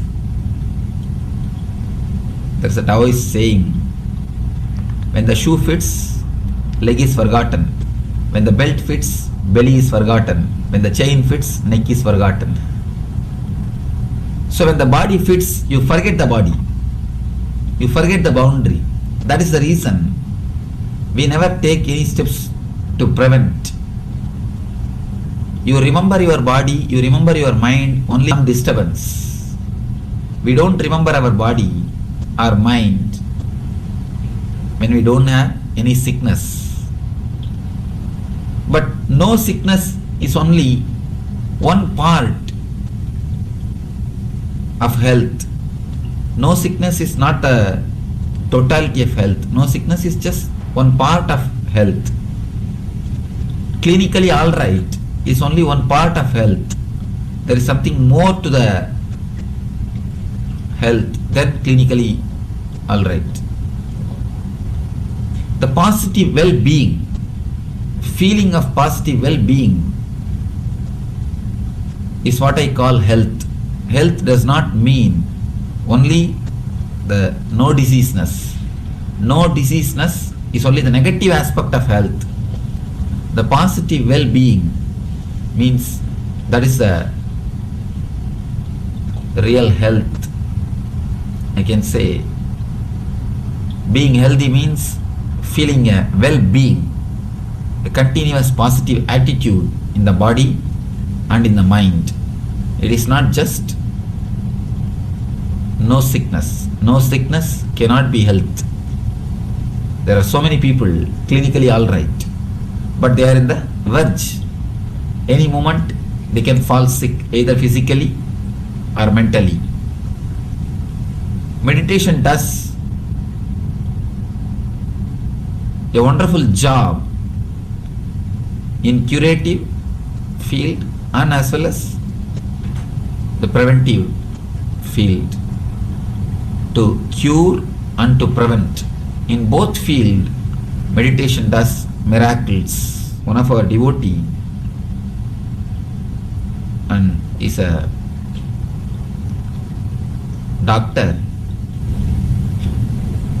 He does a lot of research on this meditation, on this mind matter, mind over the matter,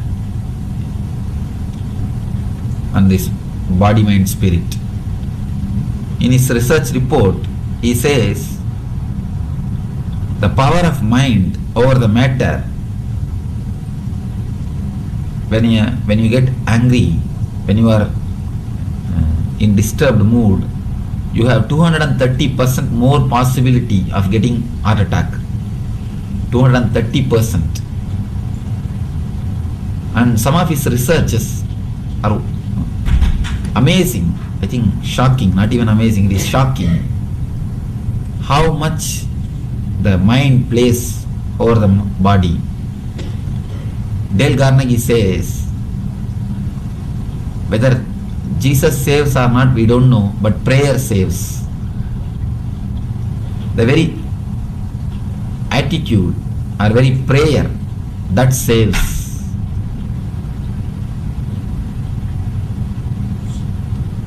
Physical level, of course, more than 80% of our diseases are from mind. It is created in the mind, expresses in the physical level. That is why these Kirlian photographers, they are able to find out any disease 6 months ahead of its happening. Before the disease happens to your body, 6 months ago, 6 months earlier, they are able to find out through the Kirlian photographs which catches your auric body, which catches your aura. They say every disease is first it happens in the mind, only then it expresses in the body. From the medical point of view, doctors always tell body is a biomechanism. But the spiritual point of view, almost all the mystics, they say body is the expression of inner self. It is the expression of energy. Mystics say it is the expression of energy. Doctors say it is a biomechanism. Whether you take it as a biomechanism or as a expression of energy, meditation does big help in the level of curing or in the level of preventing. Let me give you a few incidences, few solid proofs, then you will be able to understand. One lady who had a psoriasis for more than 20 years, she came to see me. I was speaking to her.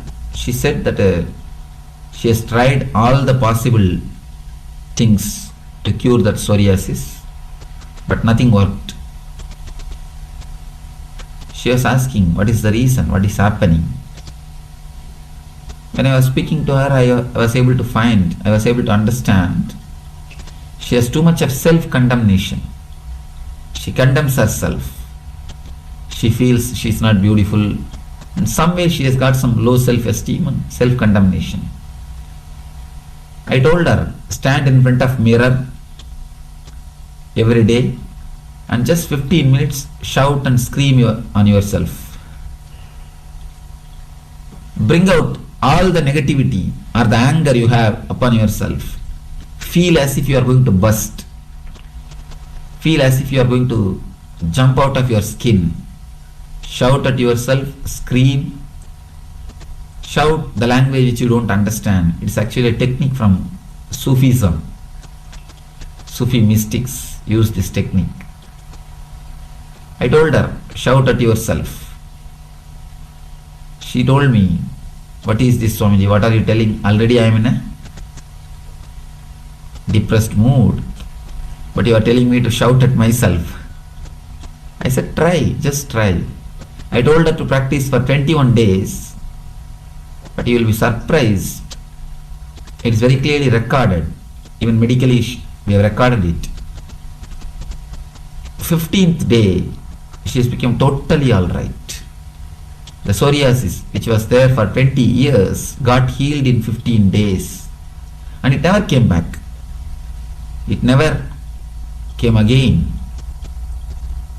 She was telling, Swamiji, you have done a big miracle. She was just praising me. I said, no, it's not a miracle. As long as you do not know the logic, you think things are miraculous. When you know the law, everything is just logic. The whole world is based on intelligence.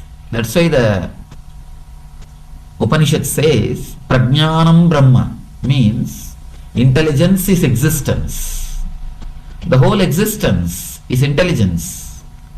But when you don't understand the logic, when you don't understand, when your intellect is not able to grasp the intelligence of the existence, you call it as miracle. Otherwise, there is no such thing as miracle exists on the existence. Either the whole existence is miraculous or nothing is miracle. Either everything is miracle or nothing is miracle. There is no such thing, something is miracle and something is ordinary. Of course, when you know the logic, everything is straight. There is one more case. Of course, I have given the example for healing, how it cures, how meditation cures. We have thousands and thousands of recorded testimonials and medical documents to prove even the cancers has been healed by these meditation techniques. There are so many meditation techniques. Even the cancers, from migraine to cancer, diseases getting cured. And there are so many researches which proves meditation can prevent lot of things happening to your body. Let me explain one or two things. How the mind works over the body, what major role it plays over the body. Small example, if you just remember some negative person, somebody who makes you feel uncomfortable, or somebody who irritates you, just remember somebody and have few thoughts which creates anger in you. Immediately you can see pulse raising and BP increasing. Just few thoughts can create BP in you. Just few thoughts can put you off balance. When few thoughts can play such major role on you, continuously what you think is what we call mind. How much it will be playing on your life. The mind, the thoughts, it plays a major role on your body, of course, on your health. There are thousands and thousands of researchers. If we have to cite, we can cite so many researchers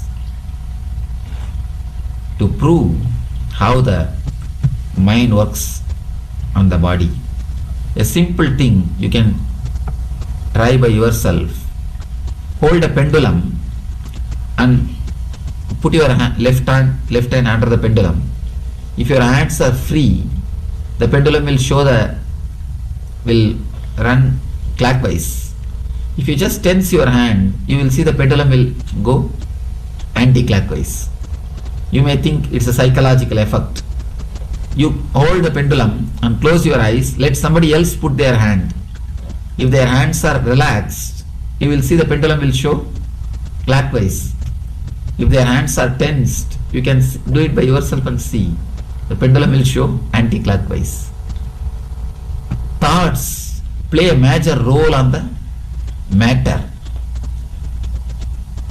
Before the Einstein, matter and energy, they two are considered separate thing.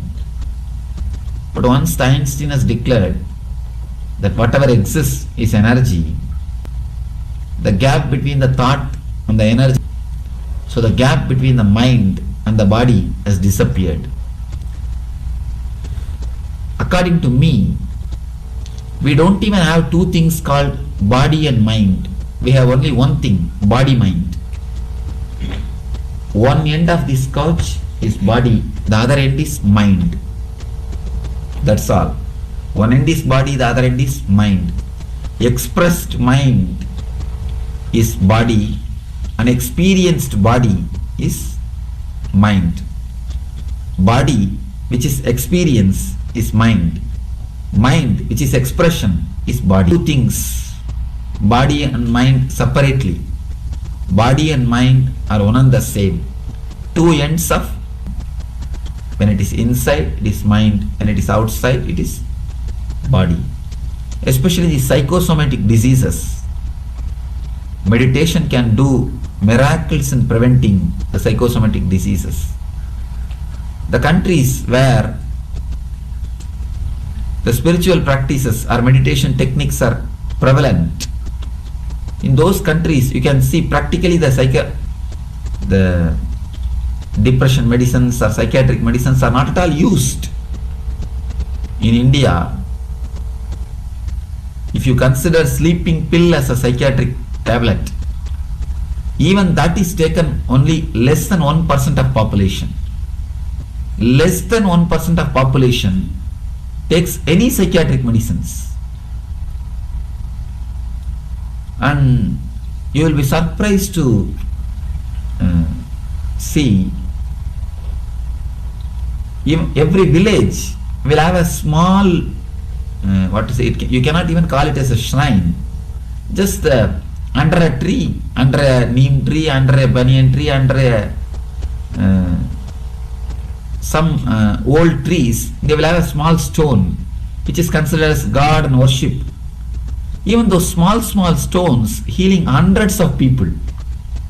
You will see hundreds of people will gather to get healed, to prevent. You will, if you explore India, you can see miraculously people getting cured sitting in front of a stone. You will be shocked. Sitting in front of a stone, how could people get healed? And how could people come out of their disease? Of course, the power is not in the stone, power is in the meditation technique which they practice, which they are asked to practice when they go to a temple or when they go to pray. That's what Dale Carnegie says. Whether Jesus saves or not, we don't know, but prayer saves. The very prayer, the very meditation saves us. Especially the diseases related to mind and the stomach. These two are very closely related to meditation. Meditation can do miracles. Any disease related to mind, related to brain, and related to the stomach. Because the navel is the place from where we start thinking. All the inner chattering starts only from the navel, according to yoga. So when the navel, if the mind is put to rest, if the mind is allowed to relax, immediately the first effect will be on the navel. For example, if you receive some shocking news or disturbing message, the first blow will be for stomach only, you can see. First you will have stomach upset or vomiting feeling. Always the negativity affects, negativity disturbs the stomach. So the meditation, first work of the meditation is, it heals the stomach. It makes you feel totally relaxed. Once this area is relaxed, you will see your whole body is relaxed. This is the main center which needs to be relaxed. If you observe, continuously we are holding it, especially the navel center. Continuously you will see there is a tension. There will be a tension. There will be a sort of holding feeling. When your mind relaxes, you will see the tremendous relaxation happening inside the navel center. Of course, even 10 minutes of meditation is equal to at least 4-5 hours of deep sleep. What can happen to you? How much of rejuvenation can happen to you in 4-5 hours of deep sleep can happen to you in the 10 minutes of meditation. Because meditation is conscious rest. In the sleep, your consciousness is missing. In the meditation, you have a deep awareness. Of course, sleep and the meditation, deep sleep and deep meditation, both are similar in a way because no thoughts.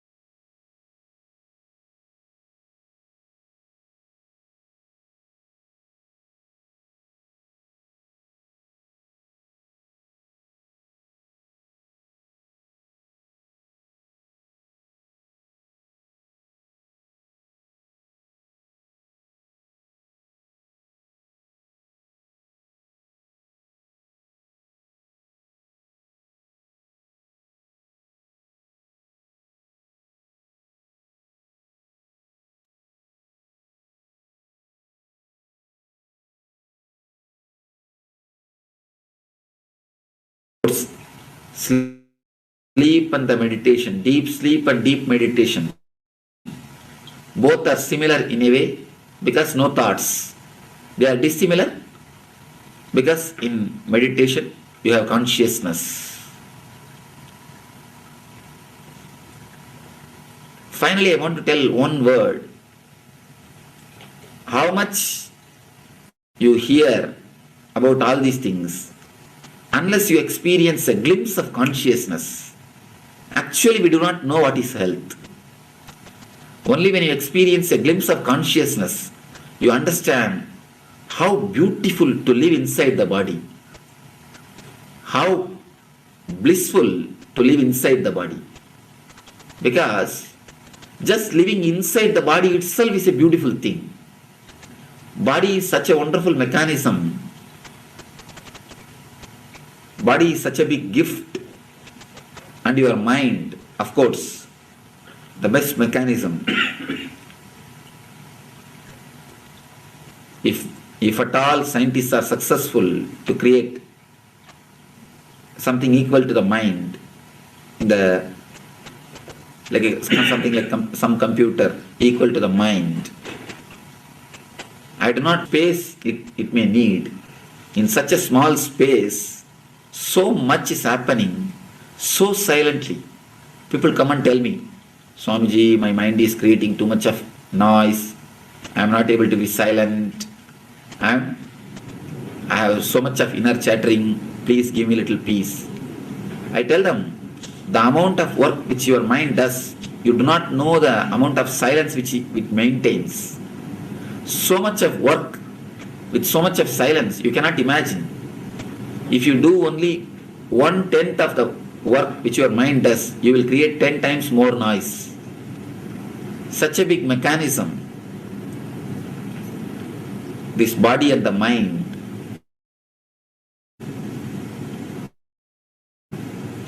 Living inside this body, living inside this mind, itself is a miracle, itself is a joy. Only when you experience living inside this body itself is a joy, living with this mind itself is a bliss. Only then you will understand really what I mean by the word health. Till that time, we will understand the word health only as a no diseaseness, only as a curative. But when you understand, when you have the glimpse of consciousness, then you will be able to realize what I mean by the word. Living in this body itself is bliss. When your body and mind is ease with each other, you are in heaven. When they are not ease with each other, when they are diseased with each other, you are in hell. Hell or heaven is not geographical, it is psychological. When both are at ease with each other, you will see you are feeling like heaven. The very body is Buddha. The very body is divine. The very body is heaven. When they don't feel ease with each other, you will see the very body is hell. And when you feel, when you decide the body is hell, you create more and more disorders. You create more and more disturbances. So it becomes a vicious circle. Experience of consciousness, experience of meditation is the ultimate cure and ultimate technique to prevent not only the diseases, not only the ill health, the very cycle of birth and death. Of course, the very cycle of birth and death itself is a basic disease. The very cycle of birth and death happens because you forget you are the energy, you are the consciousness. The cycle of birth and death is the first disease. So experience of consciousness can cure the physical illness and the major ultimate illness, the idea, I am the body. It can cure the body and it can cure the idea I am the body. Both has to be cured. Not only the body can be cured temporarily. But how long the body will be maintained? Maximum 100 years. But once the idea I am the body, if it is cured, then you are liberated once for all from all the diseases. All the diseases are cured and prevented. Of course, ultimate, again I have to come to the ultimate point, experiencing the consciousness. Let you all work intensely towards experiencing consciousness, because your family is happened to you. You are not the family. Your name is given to you. You are not the name. The abode where you live, it is not you. So when you understand exactly what is you, when you try to go a little deep and experience the consciousness, then you will see the basic diseases also can be cured and prevented. The ultimate disease, the idea I am the body, also can be cured and prevented. So let you work towards the spiritual experience, towards the glimpse of consciousness, and experience the eternal bliss, Nithyananda. Thank you.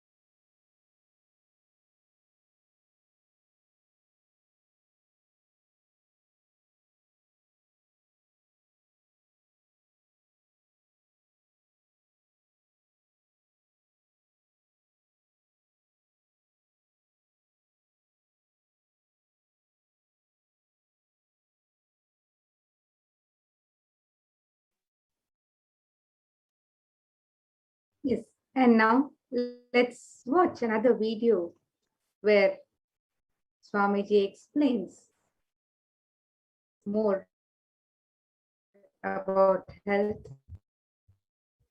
and how to heal. The spiritual healing from the divine consciousness is blessing and gracing us and bestowing the best of health on the devotees. So let us now see and learn some more about how to heal. And let's watch this video.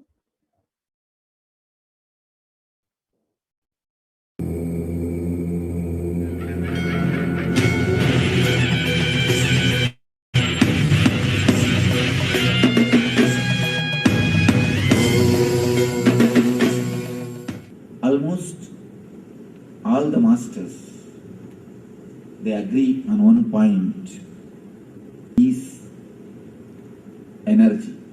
Your being is energy.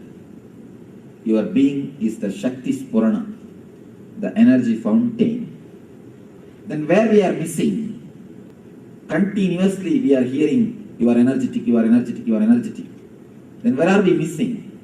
What is happening? Why are we not feeling? And not only that, it is not that we have not experienced the energy. We have experienced till the age of 7. Till the age of 7, we have experienced the intelligence. We have felt the energy. We were alive without even thinking, without even bothering, without even worrying about anything. Full of energy, bubbling with energy. So much of life has radiated even in our being. There was a time when we were so alive, so active, so expressive, so energetic. Then how we are missing that energy? Why are we feeling so low when we are trained by the modern day society, when we are conditioned by this modern day society? Let us look little deep into it, where something has gone wrong. We have 3 layers of body. Don't think you have only 1 layer of body, as you all think. You have 3 layers of body. First thing, the physical body which you have now, which you are handling. The second thing, mental body or subtle body, which you are using at the time of dreaming. When you dream, every night you create a new body. That is why you feel associated with that body. For example, you are sleeping in India. You dream as if you have gone to some other country. You are dreaming yourself as if you are walking in some other country. How can you travel or how can you experience something without having body? In the dream, you create a body which is made of the same stuff in which dreams are made. Now you create a body which is made of the same stuff in which the world is made, matter. That time you assume one more body which is made of the same stuff which is created in the same dream stuff, and you associate yourself with that body. That's what I call mental body. The third thing, causal body. That's the important thing. The experience which you undergo at the time of deep sleep, the energy which rejuvenates you, the body which rejuvenates you, which again energizes you. Sleep is one of the automatic mechanisms to rejuvenate your body.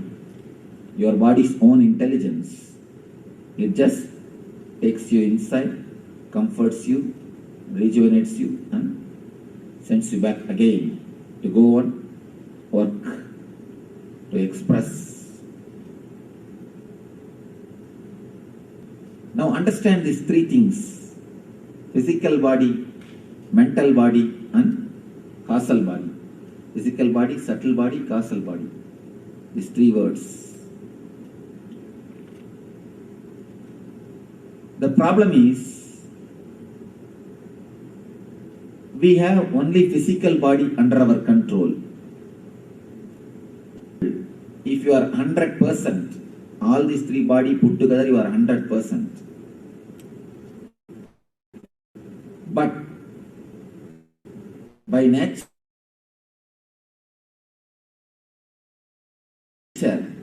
only 33% is under your control. Only the physical body you keep under your control. Subtle body and the causal body, both are not under your control. It's like you have 100-acre land, only 33 acres you are using. Other 33 are left. They are not under your control. You are not using them. Because of this, 2 problems happens. One is you are not able to use your full personality. You are not able to use all the 100-acre. Second thing, from the other 66 acres, all kinds of wild animals, all kinds of disturbances, all kinds of snakes, scorpion, everything sneaks into this 33-acre also to disturb you. Same thing, understand? You have 3 layers of body. Only the physical layer is under your control. Because of that, not only you are missing 66% of your being, your energy, and the wrong things, unnecessary interference of the 66% into the 33% creates a deep uncomfort, a deep discomfort feeling to your being.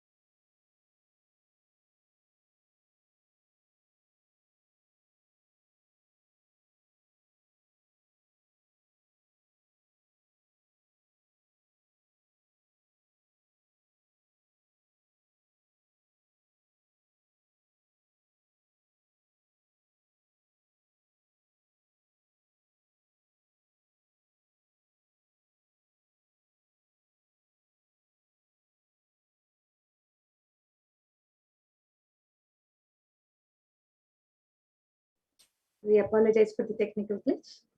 We'll just be resuming. the video.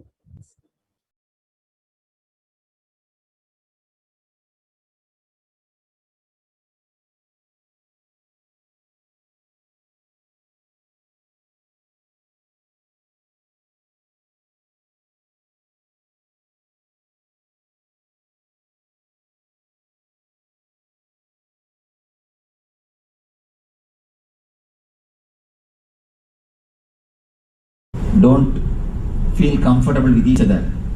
The diseaseness creates disease. Diseaseness between these three body only creates disease.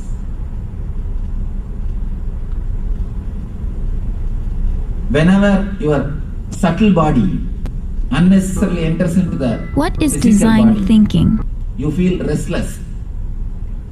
Subtle body means Hi filled with everyone, thoughts. my name is Ritesh Agarwal. In this class you will learn how to spot a good idea, how to pitch an idea and prepare your elevator pitch, to engage and speak to the VC world and work with them as you build your own company.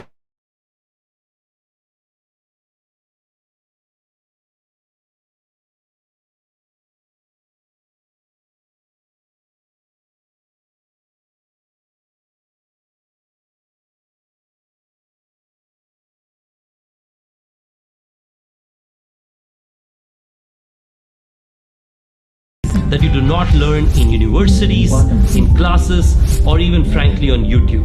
Sign up today. Coming up with a conclusion. Even the accidents are your invitations. We are thinking accidents are accidents, but there is so much of research done by the people. They are coming up with a new data, new statistics. Unless you invite, unless your mind is ready, unless you are almost asking, all the accidents don't happen. They agree on one point, the power of coincidence. Body is, there is no such thing as coincidence happens on the planet Earth. Is energy. If you don't know the cause is the Shakti Spurana, then you say it's an energy fountain. Everything where we are missing, only with cause and effect. Continuously we are hearing nothing on the planet Earth. You are without the cause. Then where are we missing? Anything happen without what is happening? Why are we not cause and effect? And not only that, if you know the cause, you say cause and effect. We have, if you do not know the cause, you say 7. It is just coincidence. Till the age of 7, we may not know the reason, the intelligence. But there is no such thing on the planet Earth where felt happens. The energy without we are alive, without even everything happens only with cause. Thinking, even without accidents bothering, without even cause, worrying about an invitation from your side, full of energy, bubbling with energy. Can't we understand the diseases so are nothing but life? Affected even in our being.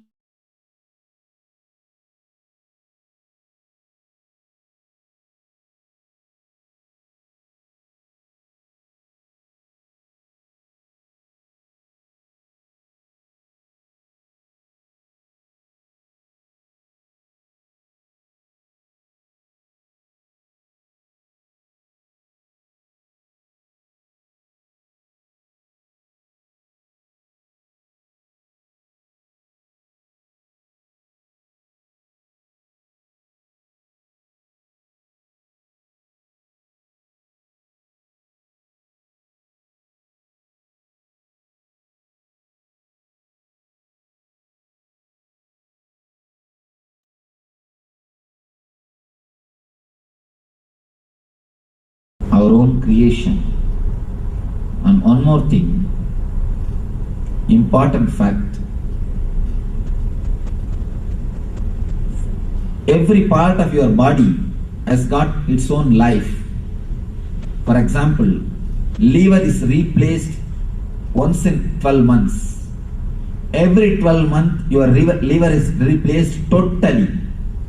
Not even one cell, one atom is left. Total liver is replaced in every 1 year by your body. Same way, every part of your body is continuously getting replaced. Continuously getting replaced. You create new part and the old part by and by dies. Slowly the dead cells are removed and new cells are created and the part is replaced. In this process, your thinking system, your subtle body, your mind involves very much.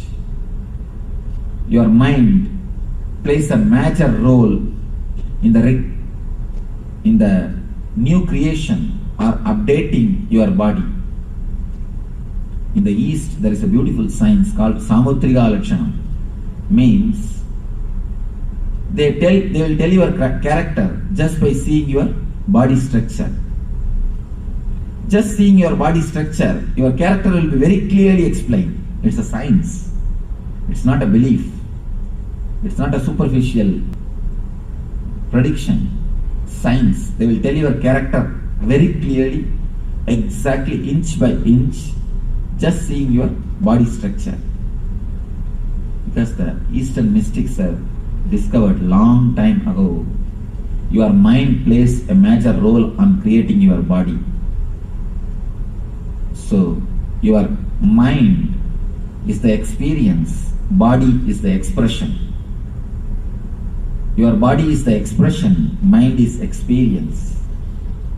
As the experience, so will be the expression.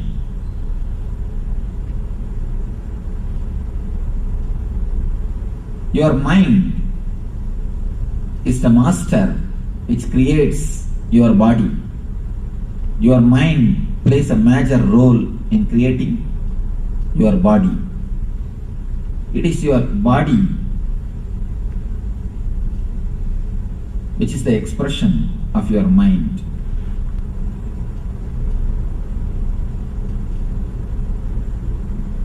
These three bodies, when they interfere in the other's space without invitation, they create trouble. As I was explaining to you, if the subtle body enters into the physical body, it creates deep restlessness in you and it creates psychosomatic diseases, wheezing, stomach problem, and all the problems related to heart, the Anahata chakra and Manipuraka, as just because of the subtle body entering into physical body. Next thing, subtle body entering into causal body. That is what causes insomnia. Subtle body means filled with restlessness, thoughts. If it enters into the causal body, the deep sleep layer, that's what causes insomnia, chronic fatigue. Chronic fatigue, insomnia, sleep, not only sleeplessness, all the disorders in the sleep, they are caused by the subtle body entering into the causal body. And the next thing, causal body entering into the physical body and subtle body. When causal body unnecessarily enters into the physical body, you feel a deep inertness. Inertness means you don't want to do anything. You just want to be totally silent. And you just want to be totally in the inertness. Sort of a deep physical depression. Deep physical depression. And whenever the causal body enters into the subtle body without invitation, again you feel a deep mental depression. Deep physical depression and deep mental depression. These two are caused by causal body entering into physical and subtle bodies. One important thing you need to understand. Human being is the only animal who feels tired after taking rest. We are the only animal who feel tired after taking rest. If you ask the people, why are you tired? So tired of taking rest. Whole night we would have slept, but we feel tired. No other animal on the planet Earth, no other animal feels tired early in the morning. Flying, calf, even if it has no work, just it will go around. And dog will go around the house and see its boundaries. And there is no other animal which does not have, gets disturbed, or which is away from the nature.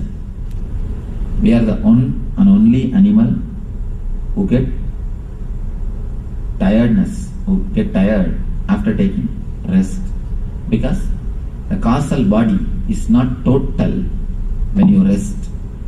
Important thing doctors are now declaring. In America, nobody sleeps more than 14 minutes maximum.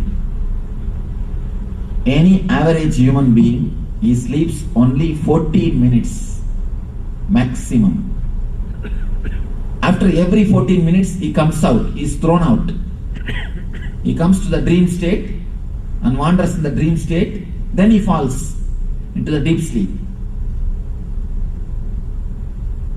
Deep sleep, just for 14 minutes, he is thrown out, he wanders in the dream state, the mental restlessness again goes back to deep sleep and comes out. Not more than 14 minutes. You have any question? Something you are telling? So do you mean the fifth stage of sleep, the deepest sleep? Yes. I mean, when I say sleep, I mean the total deep sleep. Dream state is not sleep. Please be very clear. Dream state is one of the disease. Let me explain. When it comes to the second layer, I'll explain how the dream state is disease. Only maximum 14 minutes the person rests average in America. And in the eastern countries, the much poor countries, especially India, they did the test. It's a 36 minutes. Look, where is 14 and where is 36? The maximum time they can have in the deep sleep state, they can be in the causal body, is 36 minutes. Only here 14 minutes. Then understand how much our inner layers are disturbed. How much the inner layers are unease with each other.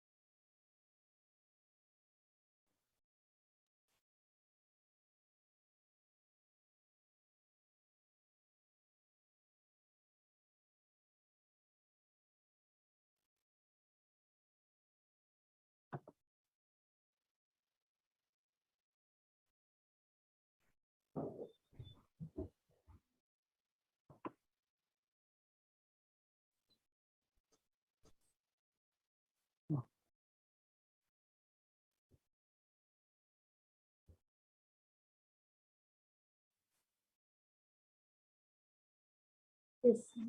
So that was some very powerful understandings about health from the Supreme Pontiff of Hinduism himself, the Nijavatara of Devi Parashakti, giving us the deeper understandings of health and how, with just the raising the frequency of our consciousness and understanding as a whole being, we are able to achieve the right space of health.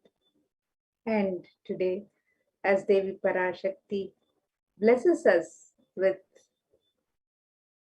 her grace and compassion for the best of health and well-being of all of us, as we celebrate Devi Parashakti during this Navaratri, we'll continue to see how various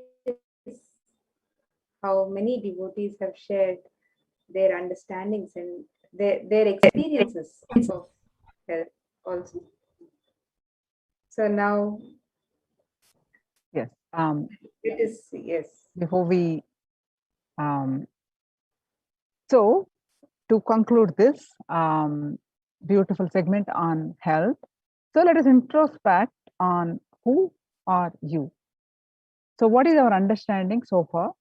So neither we are body, because you're not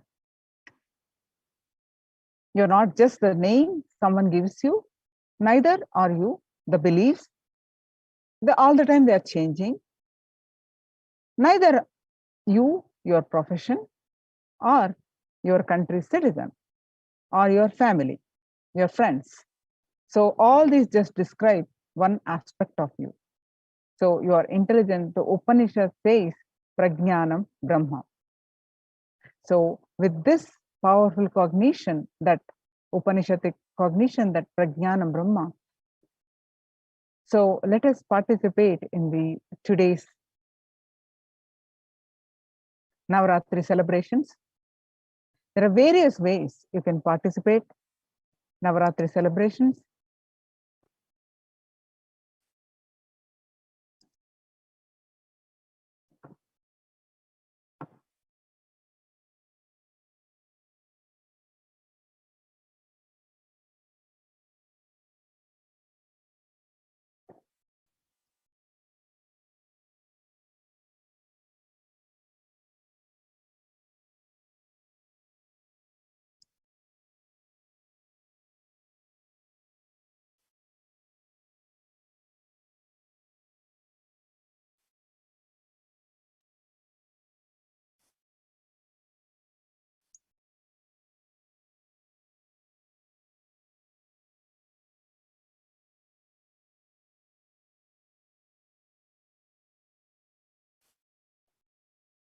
So Kailasa'S Navaratri, the unique solutions for problems COVID has impacted on people's life. So what are the solutions, that easy solutions that you can achieve from this Navaratri celebrations? Worshipping Devi. Yes, ma. Yes, and during this Navaratri, every day of Navaratri, the 9 nights of celebrating Devi is decorated in her various manifestations and celebrated and worshipped as her various manifestations in the Nithyananda Paramashiva Devalaya. And on day 1, we have celebrated her as the manifestation of Rajarajeshwari, on day 2 as Meenakshi, on day 3 as Kamakshi, day 4 as Annapurneshwari, and day 5 as Vishalakshi. Now we'll also be celebrating her manifestation in the form of Shayana Tirukolam. And today, in this manifestation, she bestows upon us the grace for relief from psychosomatic disorders, healing from mental disorders like stress, suicidal thoughts, and depressions. And we'll continue to celebrate her manifestations as Devi Mahalakshmi, Devi Durga, and Devi Saraswati.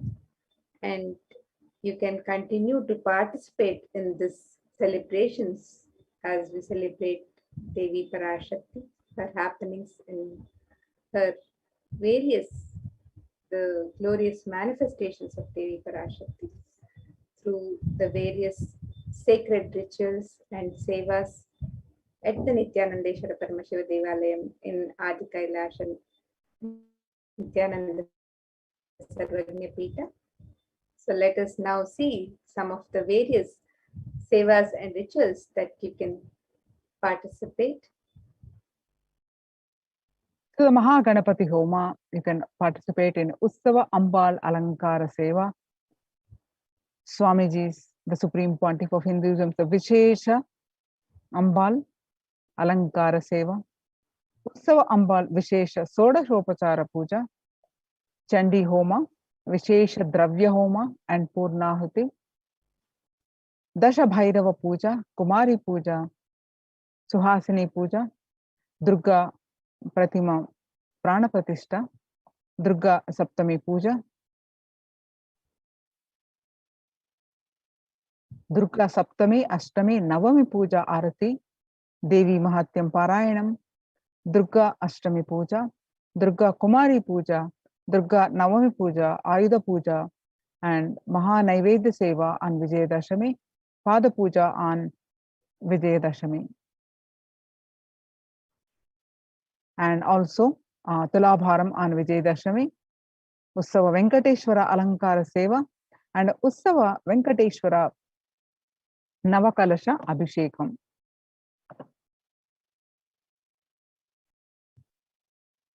And in the various offerings of the Alankara Seva, the Alankara means decoration and also that which causes a deep sense of fulfillment. Alankara, Alankaroti iti Alankara. So all of the Alankara Sevas that can be offered during this Navaratri, it is the offering of the decoration to the deities that causes in us a deep sense of fulfillment as we behold the divinity of the deities beautifully decorated in their grandeur. So you can offer the various Alankara Sevas during Navaratri. So Utsava Ambal Alankara Seva. Ambal is Devi, the Usi who goes on procession. So the Utsava Ambal Alankara Seva. Every day, the Utsav Murti of Parashakti is decorated in her various different manifestations. Offering of the Alankara Seva to the deity of Parashakti bestows the deep fulfillment in life, thereby taking us closer to the Guru who liberates us from the cycle of birth and death. The scriptural reference is from the Devi Mahatyam, chapter 11, verse 55. Nitam yatha yatha bhada dhanavottam bhavishyati itada tadavati yaham karisyama hari sankshayam. Chapter 11, Devi Mahatyam, chapter 11, verse 55. So the meaning of that is, whenever trouble arises due to the advent of the demons, I shall incarnate to destroy the foes. And The next. every day, the Sachala Murti of the Supreme Pontiff of Hinduism in the Garbha Mandir of the Nithyananda Paramashivam Devalayam is also decorated in the various manifestations of Devi Parashakti. And this offering of the Swamiji Vishesha Ambal Alankara Seva. And this offering of the Alankara Seva to the deity of the Supreme Pontiff of Hinduism bestows the deep fulfillment in life, thereby taking us closer to the Guru who liberates us from the cycle of birth and death. And you can also offer this Seva, Swamiji Vishesha Ambal Alankara Seva, and you can sign up for this offering on the website www.kailasa'S.com/sevas. Then next is the Utsava Ambal Vishesha Sodasopachara Puja. The Utsava Murti of Parashakti is decorated in her various manifestations.